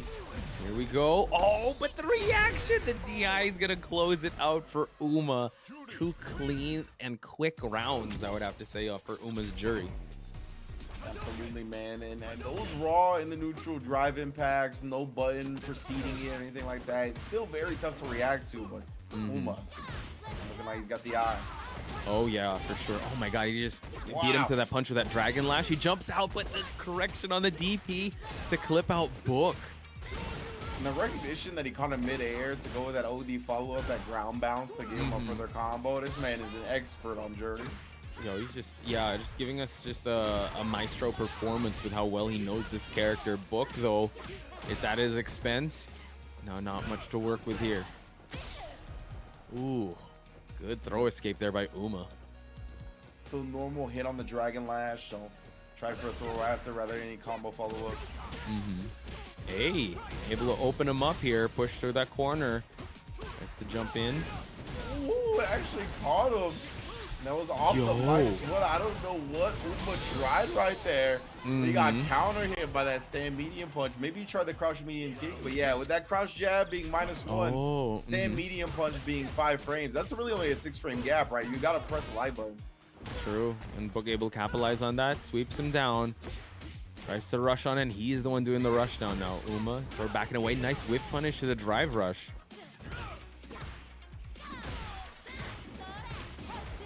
Constant. Go for it. He might be able to press the crouch medium punch from Juri. That might be 6 frames as well. But again, tough sequence there. Wow. Okay. Tatsu's away just to create that distance, but now jab pressure against the wall here. And he caught Uma try to take his turn a little bit early with the Jinrai cancel, and then punishes the stock. Beautiful stuff from Book right there. Yeah, Juri can't get away with that for free on Ken. That 5-frame stand light kick goes so far. It does. And Book on the board here. Yeah, maybe you just needed some time to adjust here. That was a pretty solid sequence at the end. But now both of them trying to play the footsies game here, trying to see if they can whip punish accordingly, extending some buttons. But it's Uma trying to open and commit first. And Book, I mean, he's being healthy with the button presses right now. Oh, maybe a little bit too healthy. Gorging himself on that. Now he got caught reaching. True. Wow. That air Tatsu just to get him out, like a get out of jail free card from the corner. But Book now working with not much life. Catching him walking back that time, just committed to the Jinrai, maybe trying to bait a wake-up option out. Oh, but as soon as he shows him the drive impact, Uma shuts it down again. I mean, what a way to beat him to the punch, right? Seeing the drive rush. All right, let me just go level 1 super just to close this one out. Not that expensive of an option, and now he still has the lead. Good EX DP to challenge the offense. Whoa! Dragon Dash to go for a DI counter, and now Book pushing to the corner. The high octane round, my friend. Oh, yeah. Oh, that's the time he was looking for before, and resets him with the overhead. My lord. 84 seconds. I mean, it's just a lot, and that's gonna close that one out. Just I mean, high octane doesn't cut it, Ridge. It's like super fast. That was a true slugfest, bro. It was. They're just swinging constantly. Okay. Again, man, he's so hyperactive. Uma this time, though, he found the hit and then cancels to the feng shui. That's clean corner carry. Are you gonna get out of this perfect parry? But I was gonna say still safe. This time, Book takes to the skies. Yep, good call there. Just going for the perfect parry, create the switch here, and now he's gonna collect his pound of flesh. And then finally just goes back to the well anyway. Not confident that Uma was shut it down for a 3rd time, and Book taking a 2-1 lead off of it. Dude, I think when it becomes a scrap, Book is definitely in the lead. This is so funny because Uma is actually known for the rush down, but it seems like Book definitely playing with another with a vengeance tonight with how scrappy he is tonight. But nice escape there on the grab. When a game, you know, like boils down to like trade scrambles and these like random chaotic hits, Ken is really strong. True, like the Jinrais and all these things that just kind of tag you for little bits of damage here and there. Like they get real annoying, and he just kind of thrives in that instance. And that 7-frame crouch medium kick is such a powerful tool when people like are unsure of the frames in spots. Yeah, especially in scrambly situation, right? You kind of throw, oh my god, the sweet science out the door, and I think that's when Book really thrives. If you're baited into a firefight, and his character is perfect for that, and Book, that's just his playstyle. Yeah, right now Uma is looking to structure the neutral a little bit more. We saw a clean whiff punish. We got the corner carry going. Yeah, establish the throw. Look at that. Goes not even a real frame trap because it was off a jab, but nonetheless caught Book. Oh, they switch sides, unable to carry to the corner though, but it is Book building a meter here. Uma wanting to establish that distance, that respect here, but Book wants to make it a slobber knocker. But it is Uma to close that one round out. You saw even at the end there where Uma was looking for harassment damage, he got clipped by a crouch medium kick. Like again, like it's tough to kind of play that game against Ken. Yeah, it's just so good. Just that really gets his offensive game started, and Book has always been constantly checking. But now, Opening him up with some fireballs here. Dragon Lash parried. Oh, good whiff punish by Uma. Yeah, I love that. Covering his approach with the fireball as well. Now starting to look for a parry on the OD Tatsu out. Knows that Book has been going for that reliably. Ooh, speaking of parries. Huge, bro. Back to the timeout corner we go. Book now creating that separation for now, but he's gonna get he's winding something up here. Man, that sword normal on the crouch medium punch goes so far off the drive rush. Does. Oh, he That got it. was beautiful. He just committed to the throw after, not ready for the jab. Uma finally times the uppercut to stuff the OD Tatsu, and no, Book just wasn't blocking the fireball on the other end.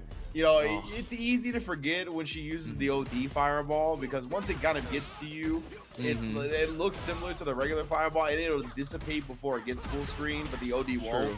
So. Yeah, then it clips you at the end there, which was what happened to Book. So it was a little unfortunate, but now Uma at set point gets a DI landing flush. I mean, I've been noticing that his jump out Tatsus from the corner have been punished with the pinwheel kick. So yeah, Book. Let's see if he has something left in the bag here after the super's done. Man, he's got to dig deep right here. Oh, I like him not initially cracking on defense. Did get opened up and then frame trapped for the kill. Book taking Uma to the limit. Our first season ICFC Asia champion already here, high on the leaderboards in season 2.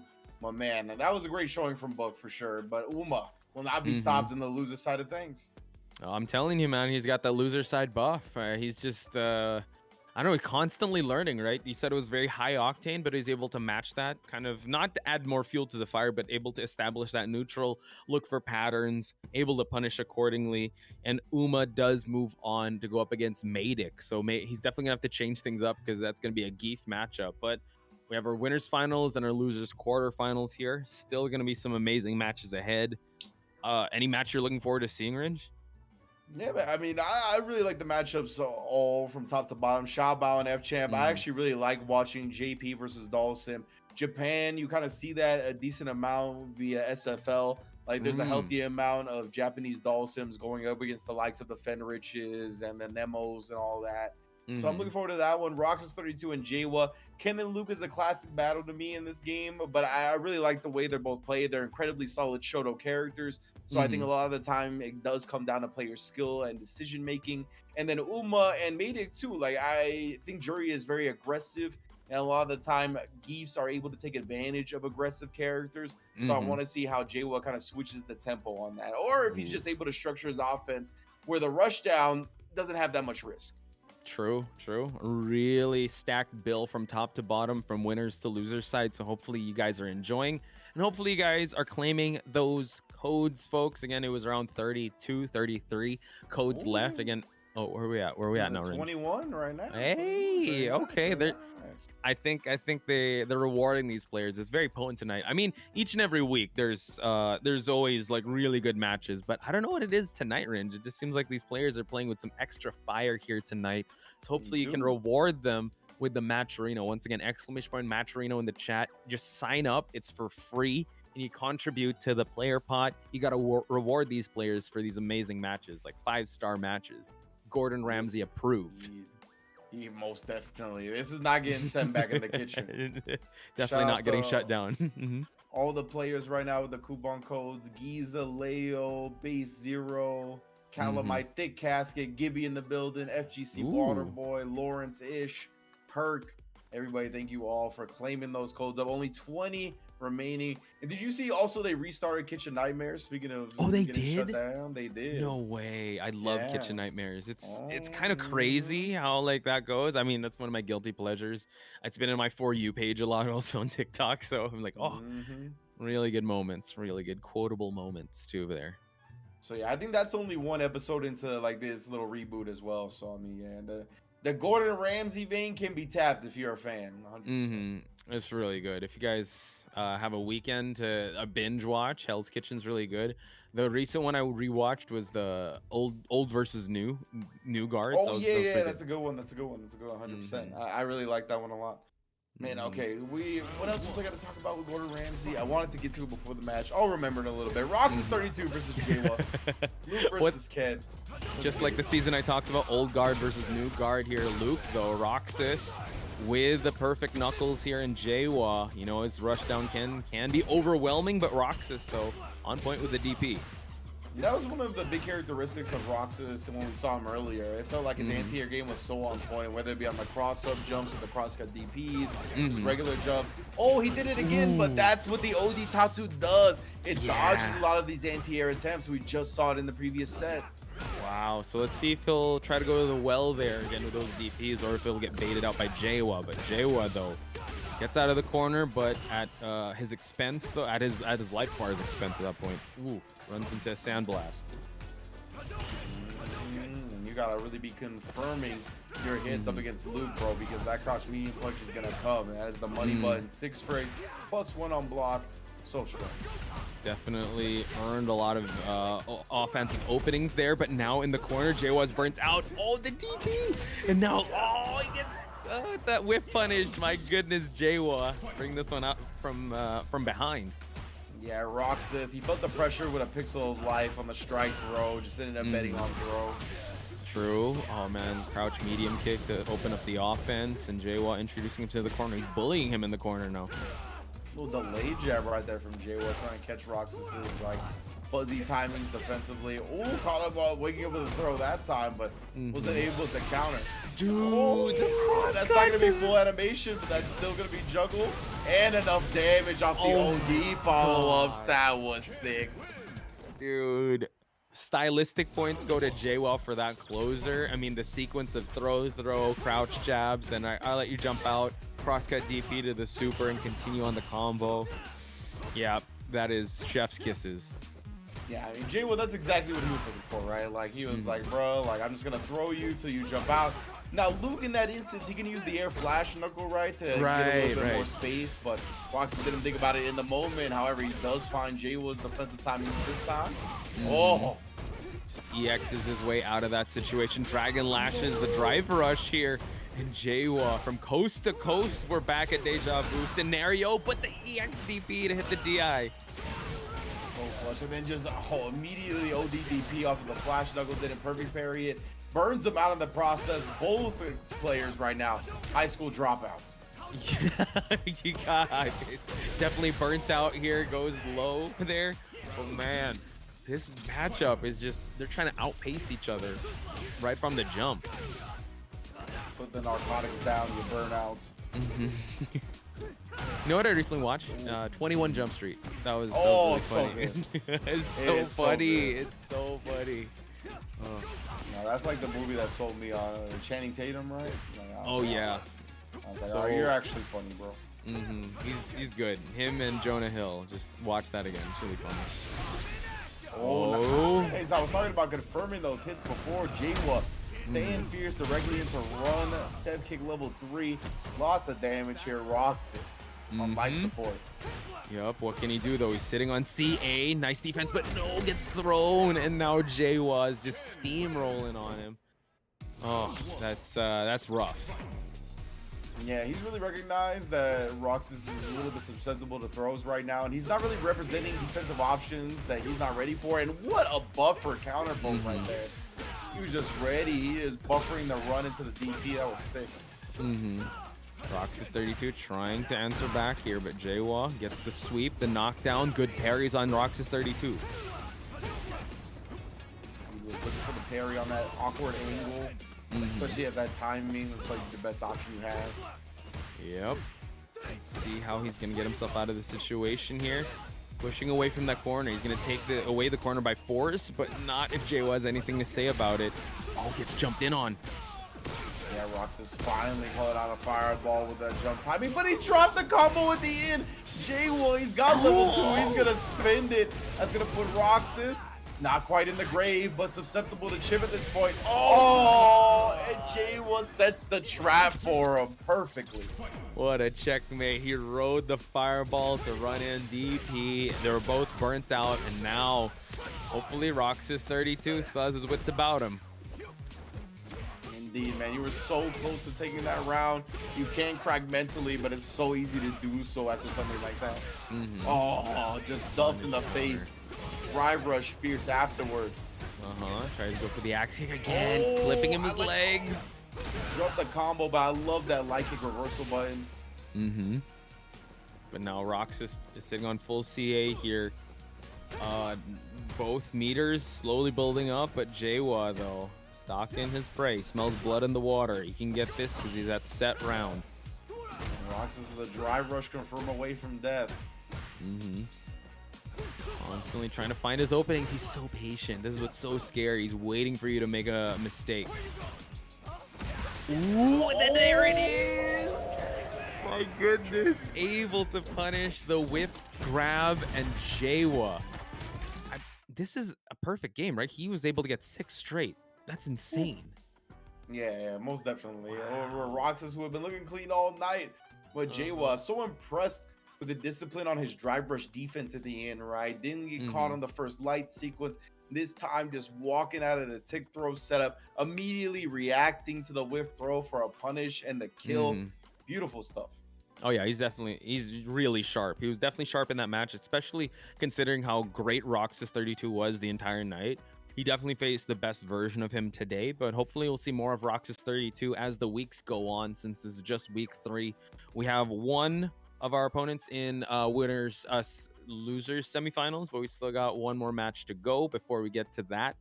I kind of forget. Oh, it's a Maydic versus Uma. There we go. So Zangief versus Juri. Man, so what I was gonna say about Gordon Ramsay before the match was, do you know that apparently, like, he's only a British asshole for American TV? Like, apparently No he's way. very nice in real life. I imagine he's very nice, but Yes. apparently he's also very nice on the British shows he's on, and I know that he's nice on MasterChef Junior. Like, when he's dealing with kids, he's very nice, which also makes sense. But I heard just straight on the British shows that he's like actually nice and helpful, and he's not an asshole at all. Wow. So he's just playing the heel for American television because he knows that's what we want. That's true. You see that meme where he was like, oh, he was telling someone, what are you? You're bread, right? And then MasterChef Junior, he's like, oh, don't worry, it's all good. We can salvage this dish. It's fine. Then he's just screaming at everyone at Hell's Kitchen. Wow. The veil has been revealed. He knows what brings in the viewers, bro. True. I watch both sides of Gordon Ramsay. I'd say I'm going to watch Hell's Kitchen tonight.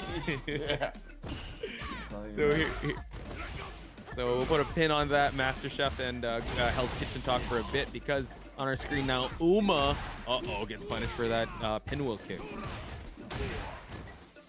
You're looking for the punishes. He's been clean, and again the drive rush confirmed for the kill, never leaving any damage on the table. True. Again, Maydic again had a really good performance. Always has that diesel start in his matches. But Uma, I mean, if you give enough mileage, he's just gonna run circles around you. So hopefully not too much. Speaking of circles, we're going spinning with that SPD. That was a heavy SPD, big damage right there. And now Kitchen Uma trying to flinch. Gotta be very careful here. Carries, he's building up that stock. Good drive reversal here. Maydic, not much drive meter to work with. Unfortunate jump timing. Oh, but again, throwing the normals. Maydic, he believes. He knows how to use that SPD. Oh, for sure. That has been getting him a lot of mileage for tonight. So hopefully we'll see a little bit more. But Uma wants to stop the offense from happening. Ooh, just immediate dash back again. He's respecting the SPDs now, but also you gotta respect the reactions from Uma. Drive impacting back, feng shui install as well. Good luck. Burns him out with the combo, and then the double overhead into the fuzzy. Good luck, bro. Oh no, this is gonna be tough. But he's just gonna try to walk back here, but he doesn't have enough resources to work with. The perfect KO lands. Uma 3-2-7, folks. Means business. That was so good, man. Uma is always so aware of all the resources on the playing field. Right. Like whether it's his opponent's. Beautiful feng shui drive impact combos to burn him out. Just make him helpless in the corner. True. I mean, you've dissected his round-winning matches, right? It's just he's so good at timing the situations. And now, speaking of timing, perfect DI to be able to push him towards the corner. Maydic, not much resources to work with. He's got to defend for his life. Ooh. At least he's out of the corner. Again, try to sneak in those running bear grabs. Uma checking in immediately. Yeah, he's just shutting down every option of Maydic so far, and now he's gonna try to dwindle the resources here. Drive reversal constantly here just to push Uma to that corner, but the dive kick gets him out of it though. Hang on. The commitment on the sweep. Oh, the chop with the wrong way. I couldn't tell who was gonna end up on what side. I don't blame the game for getting confused either. It's a bit of a heartbreaker there of a situation for Maydic. Uma reaping the rewards from that weird scramble, but Maydic's still on the hunt here. He knows what buttons to press after he whiffs something with Geef. He's caught Uma trying to take advantage a lot. Constant pressure here. Lariat gets punished by the DI. We're gonna install some feng shui here, folks. And now we burnt out Maydic. I love that punish on the Lariat too. After like one hit goes by, then you're in no danger of it getting broken with the armor. True. Good call there. Good option. Maydic, though, presenting a lot of defensive options here. Now he's back to his overdrive there. Gets the bear grab, too. Yeah, and Uma tried. You saw the counter hit notification pop up. He was just a little bit late on the button press. True. Maydic immediately rushing in round start to try and close the distance. Nice throw escape. Oh, but the fireball clips him. And now Uma dive kicks his way out of harm's way here. Okay, like a moth to a flame here. He's going to use the meter to push for the wall and the corner. Indeed, again, trying to present a funky tempo. Maydic to the drop kick, gets whip punished for it. Trying to take his turn a little bit early, gets stalked up. Maydic. Oh my god, he can't even jump in. Not much options left here. He's got full drive meter. Gets the drop kick though. Nice to rush in. Can't afford too many mistakes here. Uma solid defense that time. Was able to correctly predict what Maydic was looking for on offense, and then just tosses him after that drive reversal. That was wild. 2-0 for Uma. So far, so good on Uma's side. Maydic only able to get the 1 rounds in, but yeah, the adjustments constantly made by Uma. The drive rush is being stuffed by his options. It's a tough battle for Maydic for sure. He's been using this drive reversal, trying to force Uma to the corner, cut off that screen. Because obviously with Juri, when she has that stock up, the fireball drive rush game is so potent. But Maydic, you know, it's kind of costly for him because his meter has always been spent. He's always on burnout, and now he's actually, gonna need to spend a little more here. Oh my god, it was actually out of range. Yeah, I think he thought Juri was immediately going to follow up that fireball right because he was low on drive. Thought Uma would be thirsty for the burnout, but my man's is higher level than that. Now we got set point. Man, Uma looks on. He looks real sharp for tonight. He's on fire at this point. Maydic, not much he can do. Let's see how he's going to carry this round out. Again, just legs tagged, just trying to get into that range. I love the way Uma's representing all of Juri's options. Just get swept up, but again, so solid defensively right now. Yeah, he just knows when to pull the brakes too.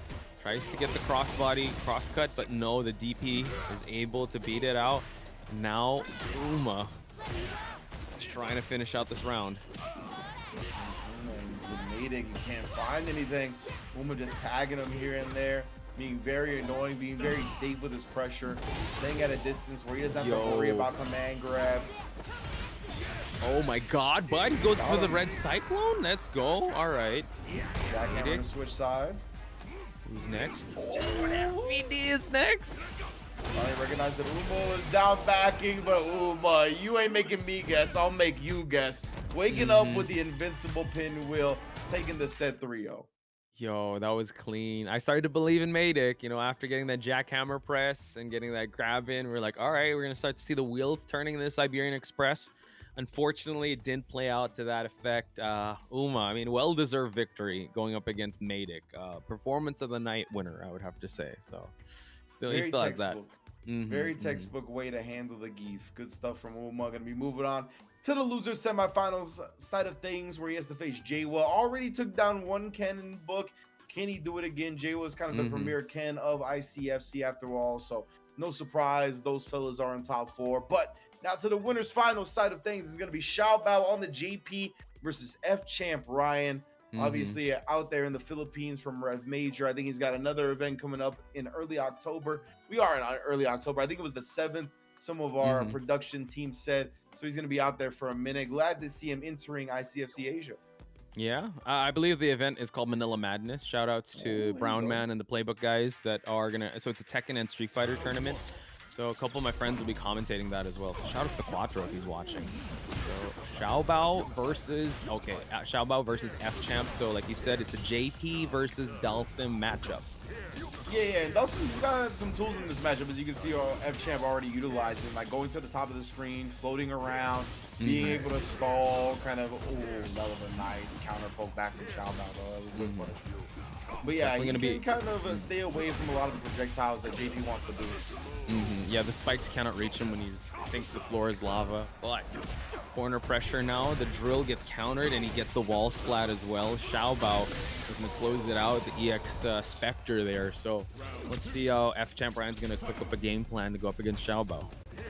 Yeah, looks like FChamp, I think he got neutral jump shimmy. He got maybe committing to a throw a little bit early. Probably holster that after that first round. Xiabao right now just holding on to the drive parry. Let me just hold it. Go at perfect timing. Yeah, good snipe out there from the teleport. And these two characters can't teleport, folks. So now, FChamp. I mean, it's a war of attrition at this point, a war of patience. Oh, gets the command grab from full screen. I love Xiabao already representing that, right? If you see the opponent's willing to kind of commit the parry early, punish them with the command grab, and then again punishing FChamp on the other side as well. Level 3, put himself in a driver's seat. Okay, slides on in. FChamp, though, eating some crouch jabs here. Nice call out. He's had enough life for him to he got trade CA. in the DI. But he didn't actually combo with a CA. We'll do it now. Not gonna leave that food on the plate twice. That was a scary sequence, but he was still able to get it. And now, you gotta love the reaction to the CA when he's able to get that head into that sternum there. So, we're tied up 1 round each. Yeah, I'll snow super. What does everybody want? There it is, yeah. I miss Al Snow. That was a very interesting character when I was a kid. I didn't understand what that meant. Able to jump. I look back and I'm like, this was on TV. This was Dude, I didn't even know that Val Venus what he really was. I just thought he was like a. Right? I was like, oh, he's just a dance. He just like came out of the shower. Yeah, exactly. I didn't know. And he just said hi to ladies. Very professional. Jeez, I was. Yeah, our youth. We were so innocent. Oh, he tried to time the teleport to get past the spikes, but couldn't quite find that sweet spot. Oh, and then gets punished before he landed. That was such good awareness from Xiabao. True. No. Oh man, these spikes have not paid dividends yet, but he calls out the teleport. Tries to jump in, but the drive reversal to create that separation. They trade. Xiabao in life lead here. The late teleport from FChamp right there, getting her out of the double spike. Xiabao got committing to an OD spike right there as well. Tried to air throw. What timing on the teleport? Then FChamp. Both players in burnout. Wakes up with a level 2. Get off me. Wow, what a call out by FChamp. Man, that final sequence, you could play by play that and just analyze what was going on there. He was dodging spikes left and right for him to win that round. And what great recognition from FChamp. Xiabao, I believe, was scheming on the level 2 activation and looked like the start of the target combo to me. So to get that out before he had to deal with level 2 was so strong. True. FChamp baiting out the amnesia here. Corner pressure is gonna be one to worry about for Xiabao here. Another amnesia bait. Wow, and yeah, the level 1 to burn him out. That was so smart from FChamp. You're really handicapped with your Xiabao in that position. No meter to threaten with either. Really just depleting the resources at that point. Now he's gonna try to ride the fireball here just to close out just to cut out the stage here from Xiabao. Yeah, like you said, Ringe, he's just gonna keep floating for him to force these spikes to come out. Yeah, man, Dhalsim can kind of buy his time up against JP. Doesn't really have to commit to that like neutral game that JP a lot of time forces. So there's a 5-frame gap between the first hit and the second hit when you perfect parry on that move, the little purple swipe from JP. But like sometimes your little 5-frame button will get eaten up. You kind of have to use some type of projectile info type joint. It's very strange. Interesting. See if we're gonna play that. Wow, the second hit of the Amnesia able to clip FChamp away from his combo, but now we're gonna see Xiabao trying to open him up with these cross jumps here. Another Amnesia land. Yeah, I can't remember if it's projectile invo or just something that like moves you forward very quickly. But either way, Xiaobao right now putting the level 2 to use. Level 1 on deck here. He's not going to use it for full screen. Just trying to get this last bit of health from FChamp while he's burnt out. Wow, just really putting on the hurt and now able to clip him out of the teleport. So good around for Xiaobao. Really high level zoning that we're seeing from both these players. Yeah, and Champ, I mean, he's trying to risk a teleport at the end right there, right? Hoping that Xiaobao will commit to a projectile to get that last bit of chip. That was good patience. For sure. Snipes him out of the air. Now, it seems like, yeah, at the they both want to play at that range, right? But nice dive kick there just to avoid the Spectre grab. Ooh, yeah, nice little drive rush. Oh, and then teleporting to avoid it. Comboing off of it. Was ready for the drive impact reset, though. FChamp had been bullying players with that. And now he burnt him out too, so this is going to be tough. FChamp, not much resources to work with. He's going to go for the level 2, so FChamp has to really just hold this and get a lot of chip damage while Xiaobao closes out the round, folks. We saw Xiaobao earlier. When he was getting comboed, a lot of times he was churning that OD Amnesia on hit. FChamp has been going for those on-hit resets. It was just unfortunate he picked Xiaobao to do it again. Yeah, just a constant back and forth here. Like, you see them constantly learning from each other. The Amnesia hasn't been working out yet, but you know, in that previous round, that scramble, it was just so good on Xiaobao. And now, FChamp found his opening. Holding the parry from time to time. Yo! Didn't end up getting his feet flipped there. Xiaobao trying to take the sky to escape. Gonna get locked down here. OD Amnesia, but the lights and then teleporting away. Still got punished on the second teleport though. Yeah, good option there for FChamp, just to alleviate a little bit of pressure from that Amnesia, but he teleports right in his face, gets the jab, and confirm in for him to win that first round. But Xiaobao, ever learning, ever growing type player. Let's see how he comes back in round number 2. Yeah, I love that again. Just the up back into the drill right there. Avoiding the feints from Xiaobao. Masterclass here. He's gonna try to teleport his, float his way in. But Xiaobao now just holding the parry, denying any option for FChamp. It might have been full ghost too. I couldn't quite tell if it was a feint or not. But FChamp drill. Wrong spike there. Wow. I love this adjustment from FChamp, right? He noticed that like staying at the top of the screen wasn't proving as effective as the games were going on. So now he's starting to do these like quick drive rushes into the fierce, into these long limbs that get past the crystals and then immediately hit JP. So Xiaobao, tired of the matchup, bringing out the Cammy. Yeah, that's actually good. A good call out you said there, Ringe, that he was. Yeah, he didn't like spending his time from above, so he started rushing on in the ground, making his approaches met. And now this is going to be very interesting to see how FChamp deals with this Cammy. Ooh, spin knuckle to open up the first round of offense from Xiaobao. Oh, gonna be tough. That's definitely a good look. It's exactly where you want to be in this matchup as Cammy. Oh my god. Spun his way in. On-hit reset this time from Xiaobao. He's like, yeah, you don't got no OD Amnesia to go to. You don't got no OD nothing. Oh, man. Okay. Spiral arrow to start things out. This is a quick round. FChamp needs to adjust and adjust quick here. I mean, the JP match, we were really enjoying that, but this is just a rush down beast in front of him. Risking a lot of spin knuckles, and they've already been working out. That was the first one that's been semi-checked, and it was just a trade. Drill to the level 1 here. So now it seems like FChamp looking all right in terms of distance, but you know, this is Cammy we're talking about. She can spiral arrow her way in. Indeed, yeah, Cammy obviously high walk speed, got that dive kick as well to make her way in. Ooh, okay. That was kind of scary because he was able to punish the limbs of FChamp, so he didn't want to just throw out any stray hits there. But Xiaobao, I don't know, he hasn't gone to that spin knuckle just again. Yeah, right now he's trying to pick his spots a little bit more carefully. FChamp's done a good job adjusting, not giving him opportunities to do it. Gonna go for that time, rare. Go.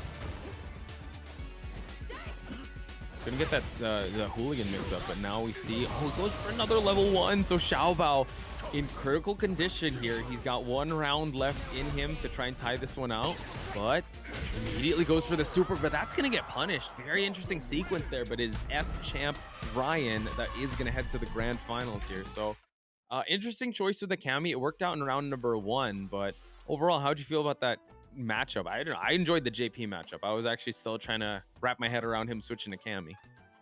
Yeah, I get it, right? Like Cammy, I think historically has been good against Dhalsim because she's such a rush down, high mobility character that can kind of get in his face a little bit easier than other characters can. So I respect the pick, but definitely a desperation level 3 at the end, right? You could tell that playing against Dhalsim just frustrated him, man. And that's the character archetype.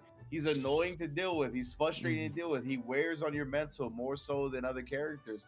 So unfortunately for Xiabao, cracked a little bit to FChamp. I really love the way FChamp set up his escape from the corner at the end because Xiabao was very low on drive meters, so he put out like the diagonal fireball, and he knew he was gonna jump because he didn't want to get burnt out, so that's when he timed his teleport.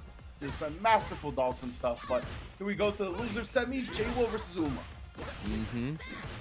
From zoning out to rush down heavy, this is a match we've seen before, also with Book versus Uma, so he's no stranger to the Ken matchup, but Jiewa is a different type of Ken, gets the perfect parry to alleviate the pressure, but Uma answers back with the OD pinwheel.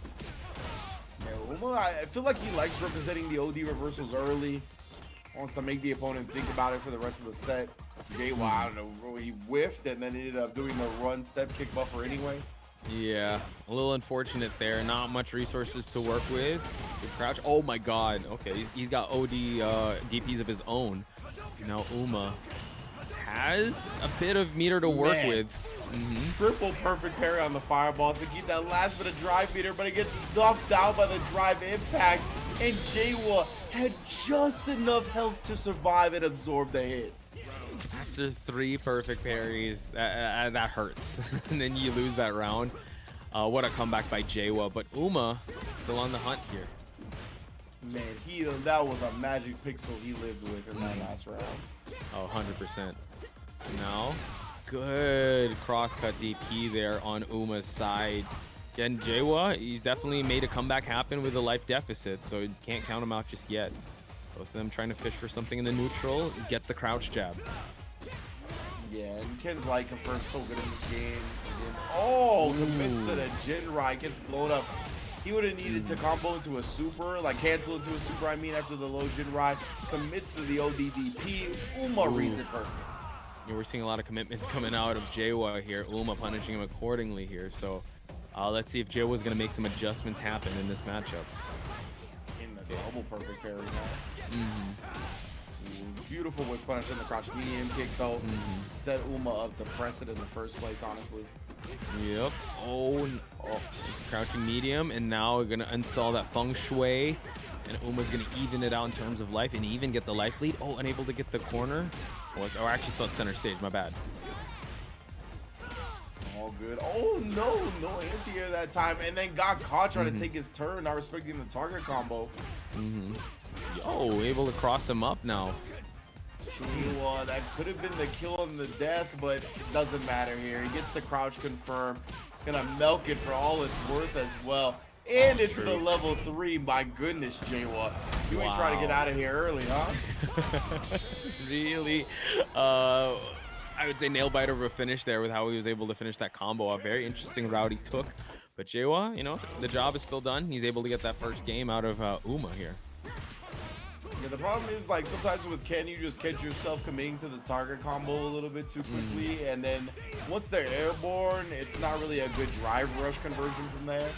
So, but it's all good. Uma again representing the drive impact, catching the Ken pressure. Good escape from Ken there. Uma now still trying to check. Nice stuffing of the drive rush from Uma there. Jiewa tried to start some offense, but able to get clipped out. But Uma finds himself in a corner. The OD fireball represented. Great conversion from that hit as well. Again, never leaving damage on the table. Uma, even with that raw hit, confirming all the way into the level 1 combo, putting Jiewa in the corner bed with any life left. Give me that impact after you whiff something. Clean. Yeah, Uma didn't want to risk a lot. But once he saw the whiff punish, they're like, all right, I still got drive meter. It's going to be the checkmate at the end of the round. Able to get that. But Jiewa now getting comboed. Oh, no. Pushing towards the corner. Baiting out a parry. Goes for the grab. Oh, we're 2 times. 3rd time's the charm. But no. Chooses to just crouch in his face. Very confident. And then after the throw tech, people love throwing their projectile. Exactly what Uma did there. Corner pressure from Uma. It's unmatched here. Jiewa. Oh my god, gets baited out. The DI answer back. Uma ties it up 1 game each. For the last moments, Uma could have got that drive impact off successfully, and man, threaded the needle. Oh, for sure. Maydic confirmed, just to throw the corner. Yeah, and starting to perfectly space the stock block strings as well.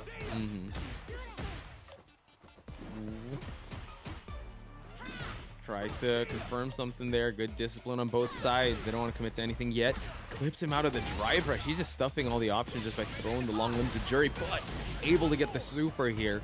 Jiewa now out of the corner. Yeah, Jiewa, he's trying to hold on to the drive meter as well to make something happen after that super. But drops the combo, drive rushes anyway, catches Jiewa trying to take his turn. Yikes. That was kind of risky. Yeah, he dropped that combo. He spent so much already. But speaking of risk, he tried to go for the DP. Uma is ready with the defense. Yeah, he ended up dropping his combo. I didn't see if the step kick hit counter hit or not, but unfortunate for Jiewa. Yeah, this game's super fast. But you know what, the reaction times on both these players definitely on point. Good throw escape there by Uma. Now, trying to trade fireballs here. Tries to ride the, well, stay behind the fireball of Juri just to close the distance here.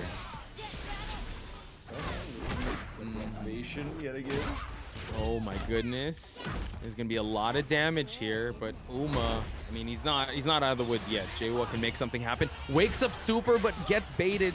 Goes for the parry, and now Jiewa has to hold that. Uma wins 2 rounds straight, 2-1 against Jiewa.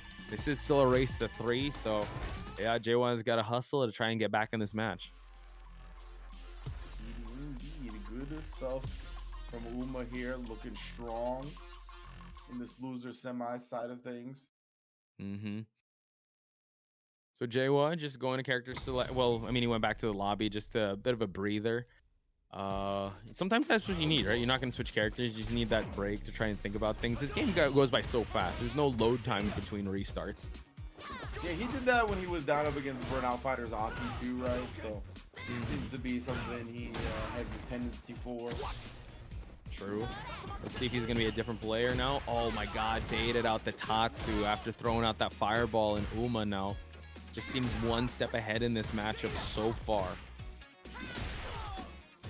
Oh, he was even trying to low crush the crouch medium kick right there. Almost did it. Instead, cuts off the drive rush in the path. Double drive rush combo. Well, there it is right there. It started on a drive rush. Does 2 more cancels within it. Uma on set point.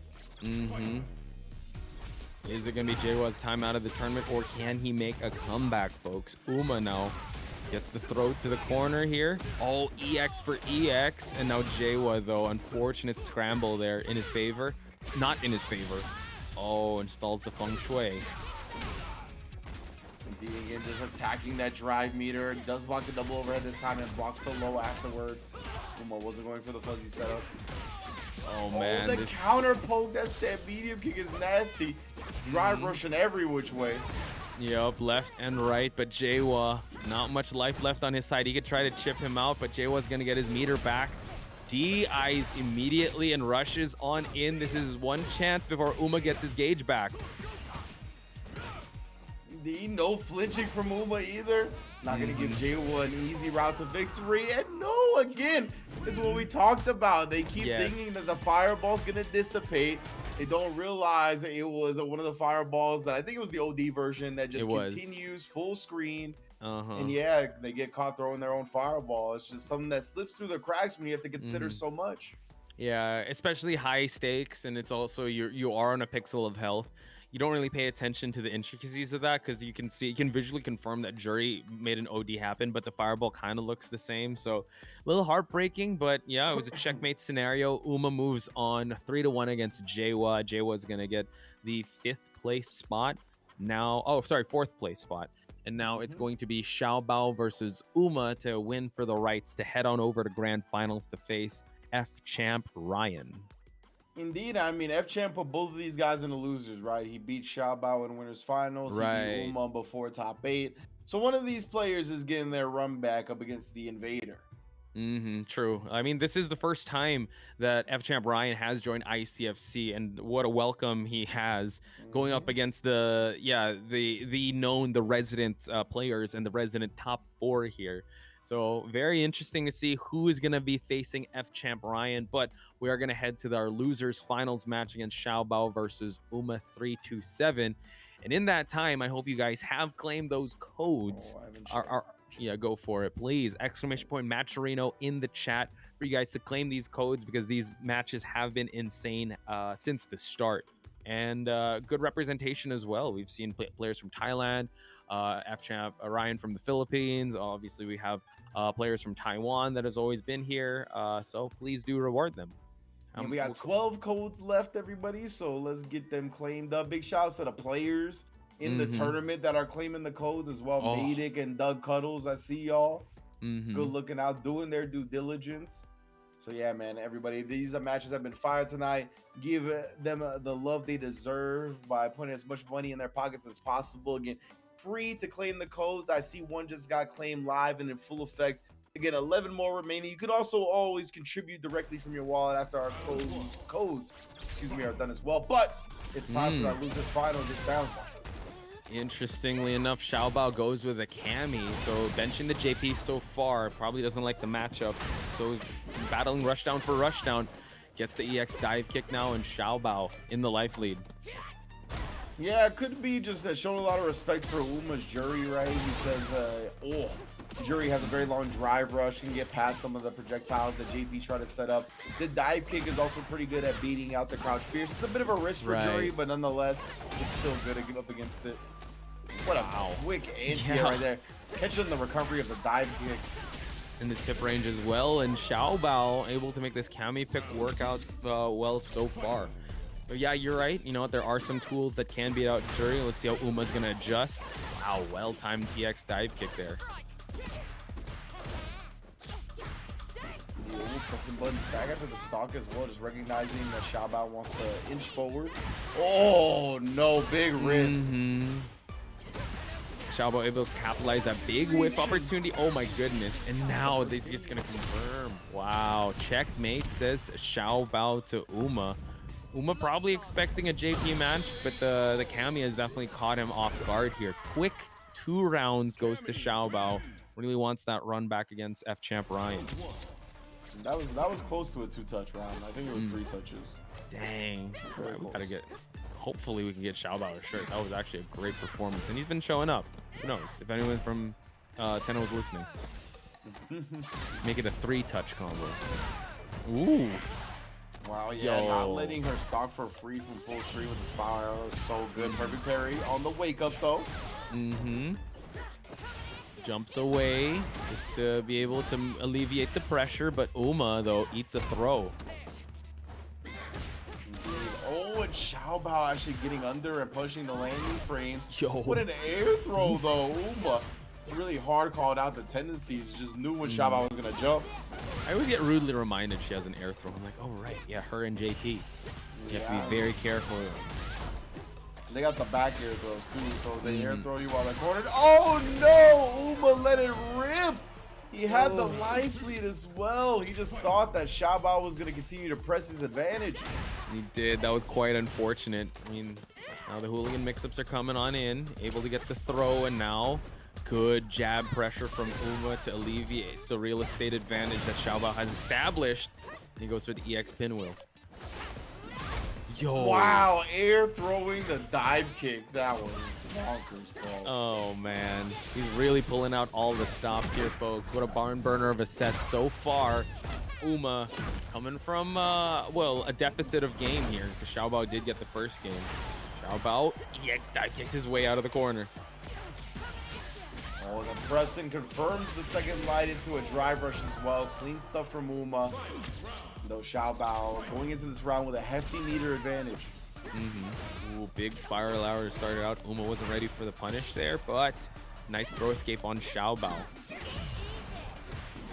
Perfect parrying that. A little bit far, so it looked like Cammy was able to recover in time and stay safe. Ooh, hang on. Uma able to open him up here. But Xiaobao walks into that low fireball and now gets introduced to the corner. Uma spends his drive gauge here. Not much to work with, but Xiaobao sitting on full CA.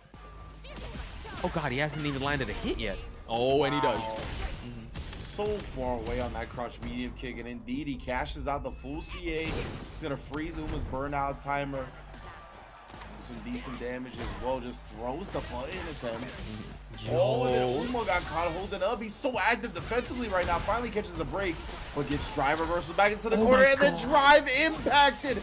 Xiaobao is gonna be able to close this out. He will. Oh, to take a 2-0 lead, as it looked like Uma was just a few hits away from tying the set up.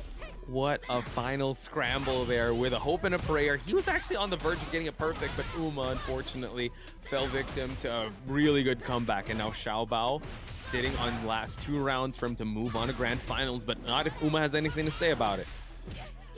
Uma with the offensive drive reversal, keeping Xiaobao locked in the corner here. Xiaobao tired of the block string, switches sides with the ODDP. Xiaobao not much left to work with, but you know what? He's able to make that comeback work out. He burns himself out. Ranged is quite unfortunate, and Uma now gets crouch jabbed. Yeah, really good funky instance right there. Uma waking up with the ODDP though, willing to burn himself out in the process. Xiaobao, yeah, in danger of chip territory as well, just gets caught with the forward heavy kick, I believe. So this is the skinny, guys. Uma has to win 3 games straight to stay alive here. Xiaobao is 2 up, 1 more would do it. So Uma's got a huge hill to climb with this with Xiaobao's Cammy in front of him. Spiral arrows him to the corner. He jumps out but gets traded in the process. Yeah, I think Xiaobao was trying to push the landing frames a little bit early, so it actually caught him with his button. That was unfortunate. Okay. Level 2 activation here from Uma just to get a sizable damage here and also real estate advantage. Nice drive reversal just to stop the pressure of Uma. This is one of the guess between like that. Oh my god! Level 3, and it actually does catch him raw CA damage. This is gonna put Uma on life support. Yeah, very close to death. Hang on. Oh, but he calls him out. What an EX call out there by Uma. You know what? Definitely is 1 step at a time here for Uma for him to get this comeback happening. But Xiaobao still on the precipice to move on to grand finals. Yeah, she's got a sword normal of her own, Cammy, on that crouch strong. So it's a great buffer tool. We've seen it already a couple of times. True. Nice. Contesting with a crouch jab. A little unfortunate there. Gets the sweep and hard knockdown, but the parry's on Uma. Cammy's sweep is a wild whip punish tool. I see Punk utilize that like nobody's business. So clean, yeah. It's just insane how he's able to utilize that tool. Let's see if Xiaobao's gonna go with that. Oh, but Uma was ready. Xiaobao, how much to work with? Wow, the pinwheel max. Oh my goodness, Ridge. It's pretty hard to do the shallow dive kicks to bait out DPs because it feels like she recovers a while when she gets on the ground, and Juri's DP goes so far horizontally. It does, and Uma just seems to be maximizing the range on those DPs of Juri. So now, level 2 activation here. Big life lead to start out the round for Uma. Yeah, look at this corner carry from the feng shui combo. Tried to bait out a drive reversal right there. Xiaobao didn't give it to him, got thrown anyway. And the perfect parry on the attempted jump in. There's the drive reversal. Yo, punish that, and now see if Xiaobao's in the driver's seat there. Double axe handle here, but no, gets chopped out of it. I don't know what happened. He was going for a restart, just dropped the combo, but then the jump back, crouch medium kick commitment. That's gonna do it for Uma in this round, but at least he baited the meter. Yeah, he did. So now at least Uma does not have to worry about that in this next round, but he has to worry about set point of Xiaobao 1 round away. Shallow dive kick to bait some activity, but Uma gets a big, gets a big opening here. Yeah, Xiabao again missing some of these dive kicks and landing frames getting punished afterwards. This is a tough way to start the round. Ooh. Nice throw escape there. Oh, tried to go for the spin knuckle, but the pinwheel able to catch him. Yo. Oh my goodness. Oh, and again, Xiaobao just gets caught trying to escape this pressure. Uma not letting him breathe. This is tough. It's tough. Like, he was so close to winning in the previous game, and now Uma has caught all the way up here. And I gotta ask you, what do you think the mental like stack is on Xiaobao's side? Because that must be frustrating. I think Xiaobao right now is like, well, can he beat one game JP? First to one JP, bro. I That think could that's be what the he's gonna go tactic. to. That's Yeah, I mean, interesting. Uma is somebody that he's consistently dealt with, right? And he is gonna bring out the JP to try to get this last game. I respect it. I mean, he did try doing that with FChamp, right? But it was the opposite way. It was one game Cammy. So hopefully he's got his wits about him with JP, because you definitely need a little more brain power here when it comes to like trying to navigate a rush down matchup. You can't fight fire with fire. You really have to think 10 steps ahead, and hopefully he can do that. And FChamp, he had a 2-0 lead, right? Like, so he could afford like sacrificing a game or two to figure out the right. Uma doesn't have that luxury, right? He has to win right here, right now, and he's doing it. Dude, as we were building up the first match, able to get a KO in 71 seconds. This is insane. Now, reverse sweep happened. Uma in the lead with set point. Maybe this is why Xiaobao left that JP on the bench in this matchup when he saw Uma. And look at that, perfectly spaced and timed on the drive rush. Oh my bypassing the crystal. We got the corner. You ain't jumping for free. Uma taxing everything right now. All going Uma's way here. Xiaobao able to get the amnesia, jumps out of the corner here, but he clips him out. Is he gonna get it perfect? He just needs to open up one more time. He's able to burn him out though. I mean, he could chip him out at this point. Xiaobao's got to be so careful. Oh, yeah, gets caught trying to move. He knew that he was in danger of being chipped out as well. Perfect exclamation point for Uma as he gets it back in the grand finals and gets that run back against FChamp. That was insane. I was a little unfortunate there that Cammy started out real, rush heavy, and he got a lot of damage in, but unfortunately it couldn't last the race to 3. Tried to bring in the JP, but he was benched for a reason, like you said. So it was a little unfortunate. Hopefully we'll see Xiaobao in next week's ICFC, but we will be seeing a grand finals of Uma and FChamp, the run back with Uma on losers. The JPs of the Asia region are extremely strong, and there's a lot of them. So Uma has a great practice in the matchup. I think that's why Xiaobao tried to start with Cammy. Maybe thought he could sneak one in with JP after he got used to playing a different type of matchup. But I mean, Uma, considering he's a grind monster, right? ICFC every single week. You can see his MR as well. He plays plenty of ranked. He streams. Like, this man knows that matchup. So great stuff to get into grand finals. I'm excited for this run back, man. It was 2-1 in the winner's side of things, right? So we're gonna see it soon. Yeah, and speaking of seeing it soon, we're gonna see the grand final soon, because we will be taking a short break for ads, and when we come out of it, it's gonna be the grand final. So stay tuned, folks. Imagine you at your local, and then disaster strikes. Help! I've fallen into losers and I can't get up! Combo alert! Have you ever been about to stomp some scrub when your custom-built jank box craps out on you? Isn't it time you got something official? The Quanba Obsidian 2 has full PC, PS4, and PS5 functionality. The Obsidian 2 has a unique storage compartment. Another stick? Or cord? Or burrito? Can't keep your other peripherals on your table or lap? The Obsidian 2 has a comfortable, non-slip surface. And the Obsidian 2 features top-of-the-line Sanwa parts.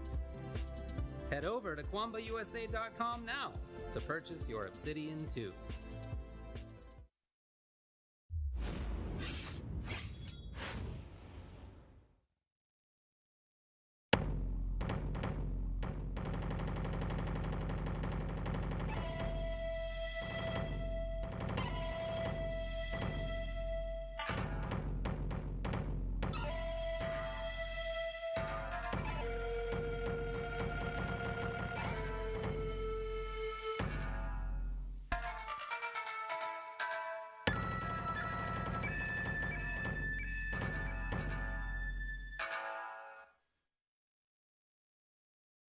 Yeah, welcome back, everybody. And all the codes have been Hey, claimed.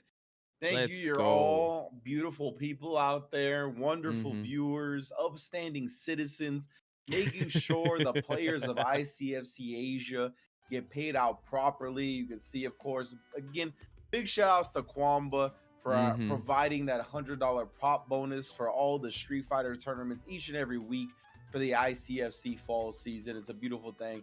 And my man Han Cholo, what a name, bro, with that Mm-hmm. dollar direct contribution as well. But yeah, all the codes getting handled. You can also contribute directly from your wallet if you're feeling generous. But Yes. yeah, man, all these players, I'm glad the codes got handled. Yeah, big shout outs to each and every one of you really turning up here today because, I mean, this week, you know, it kind of a limited player set, but the matches have been 5 stars across the board. And our grand finals is definitely going to be one to watch. So thank you guys for finishing the Matcherino. Big shout outs to Kwanba, big shout outs to Tenno, big shout outs to Matcherino, and each and every one of you that's claimed the codes. And also special shout outs to Han Cholo for the $1 direct contribution.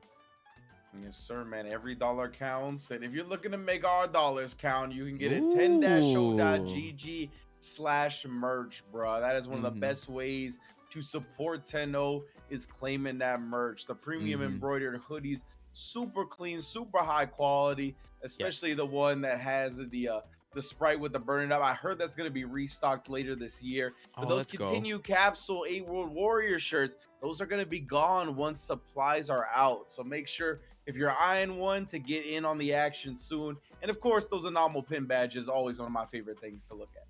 And aside from Street Fighter merch, we also got other merchandise courtesy of the different games that ICFC covers. We got the Guilty Gear hoodies, you got the Windbreakers from Tekken 7, we got the KOF shirts and whatnot. So you guys visit tenno.gg/merch, look for your favorite beanie, look for your favorite hoodie, look for whatever, and get them today. Or if you guys are feeling lazy to type it down, you can always scan the QR code to head on over to tenno.gg/merch to get yourself these amazing shirts and also the fighting game community merchandise. We got Avoiding the Puddle, you got Majins, you got Tasty Steve and Justin Wong shirts. You also got the Support Your Locals and also the ICFC shirts and of course the 10-O shirts. If you guys want to represent 10-O Media, you know where to go. Represent your favorite streamers today by heading on over to tenno.gg/merch or scan the QR code.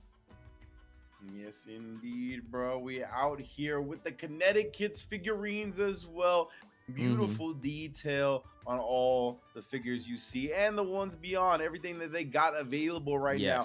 Highly detailed, beautiful quality. Also, franchises in addition to what you just see here. Obviously, we got Hamaru from Samurai Showdown, Juri and Chun-Li from Street Fighter. But I know they got a couple other IPs up their sleeves that you need to go check out on their website as well, man. Nobody does it like Connecticut's. Yeah, you see the love and the details being displayed. So big shout outs to Connecticut's for these amazing pieces of artwork. These figurines are amazing.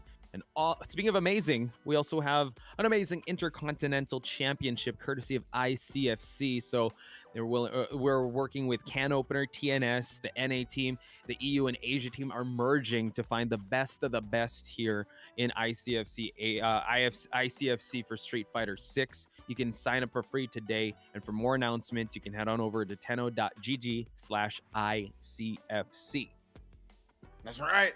And if you are looking to get in on the action, you got to go to 10-o.gg/ICFC. That's where you're going to find the permanent link to sign up each and every week for Street Fighter 6, for Tekken 7, for Mortal Kombat 1. Just make sure you navigate to your proper region, get a part of the action, and just make sure you deliver, baby.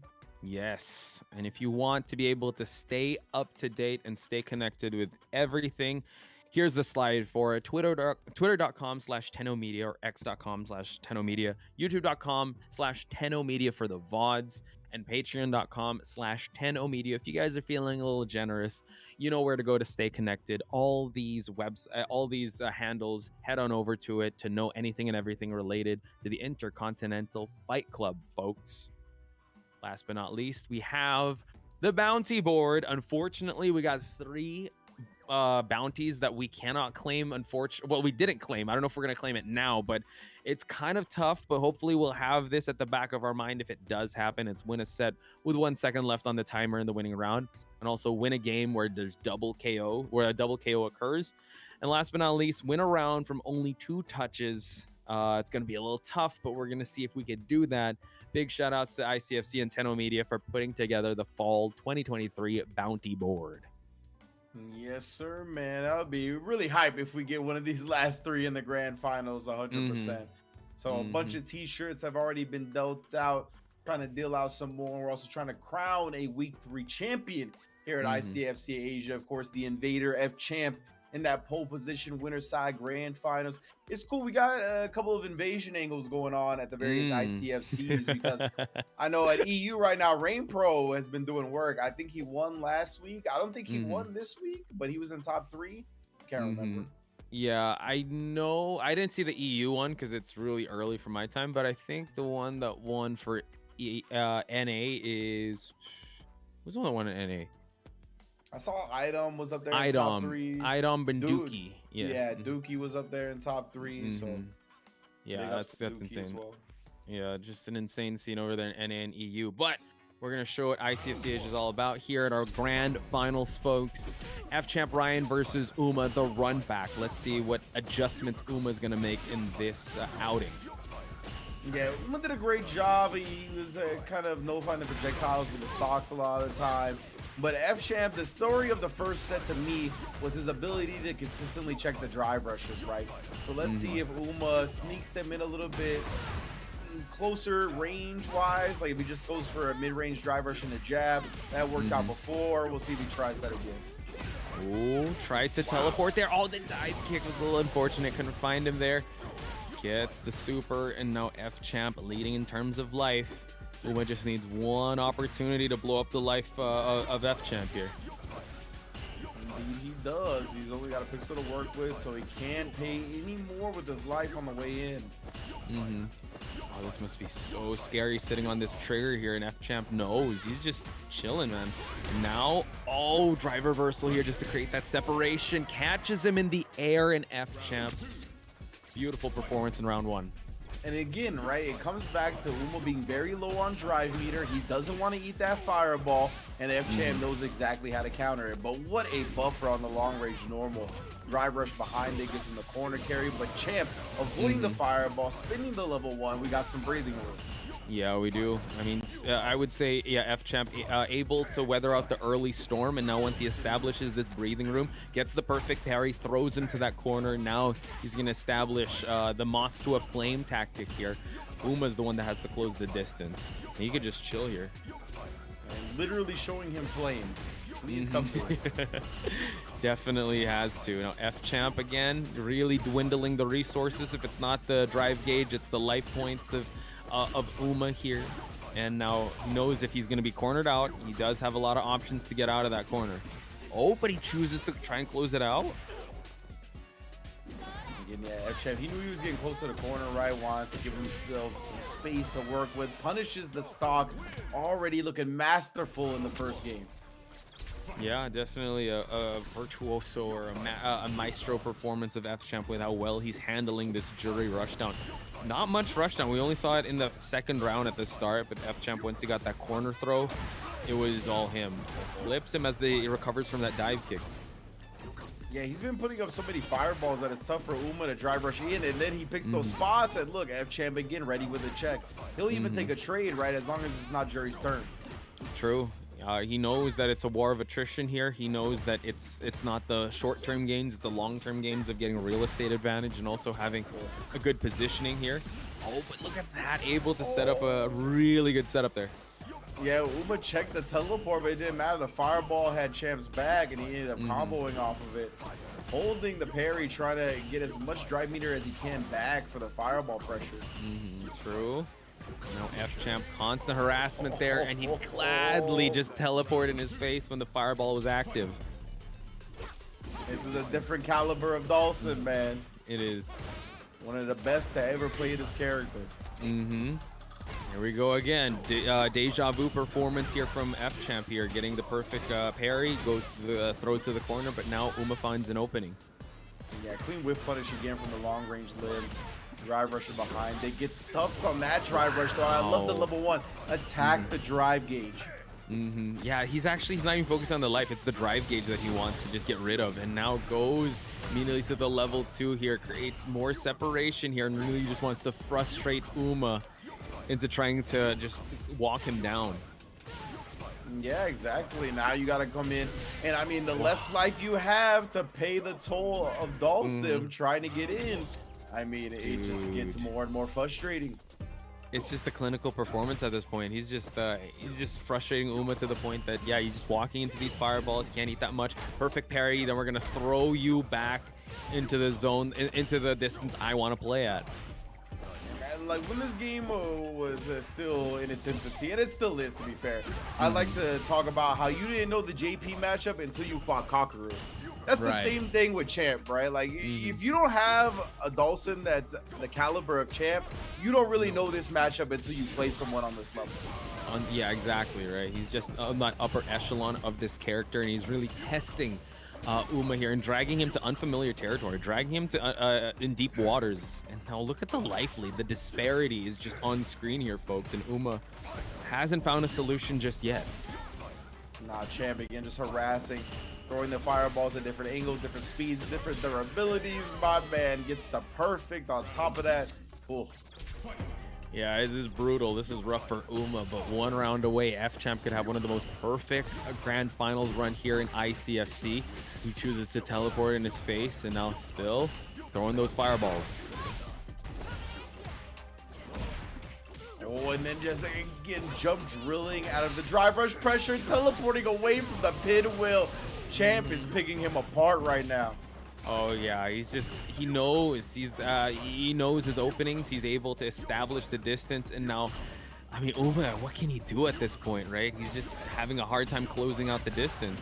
That's the thing, is that he just can't figure something out right now. He needs more games, and in a tournament environment, you only got a 3 out of 5, fam. Champ looking to close this out. Good check on the drive rush. Does Uma have a chance here? Feng Shui.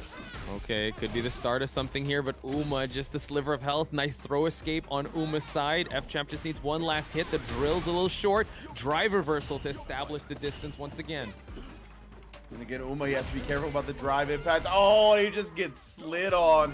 FChamp spinning the block to take the grand finals. ICFC Asia Week 3. Definitely a clean performance, well-deserved, well-earned by FChampRyan. His debut here in ICFC coming in hot. I mean, he faced the gauntlet, right, of the resident ICFC, what's that, champions, and he was able to pass with flying colors 3-0 with how he was able to send Uma back to the losers. So it was just a clean performance overall by FChampRyan. But shout outs to each and every player that showed up and also that played and was on stream, because they gave us one hell of a week of Street Fighter 6 action. Absolutely, man. 9-1 in top 8 for Champ, right? That's a very impressive record. Going up against, some of the top tier talent here at ICFC Asia. But like we said, he's a world champion, one of the best Dhalsim players of all time. So, man, he showed how it's different when you play against a good Dhalsim and then the highest caliber Dhalsim there is, right? So big ups. I think Uma will get it, but he needs to be exposed to more games up against somebody like Champ on that level of a character. So definitely big ups to all of our players. Big ups to all the viewers tonight. Again, claiming all the codes for the match. Reno, love seeing all the players get paid out as much as possible. So big ups to y'all as well, man. Big shout outs to each and every one of you guys. Hopefully we'll see more of FChamp next week, because I'm pretty sure Uma and everyone that has played him wants to get on that same caliber of knowledge of going up against a high level of world-class Dhalsim. So that does it for about this week in ICFC. Rinj, any final words before we close it out? Nah, man, it's good to be back on the DGen shift, the ICFC Asia. I always like doing it. It's always good vibes, and the matches are always dope. So as far as I'm concerned, man, another successful week. Yeah, big thank you, Ringe, for sharing your minds. I always love you breaking down the sweet science that is Street Fighter 6. Big thank you to Tenno and everyone that has made this tournament possible. Shout outs to all the players and shout outs to each and every one of you that has joined us here for ICFC Asia. But we'll be seeing you guys next week. For now, keep playing Street Fighter 6, folks. Be good. Peace.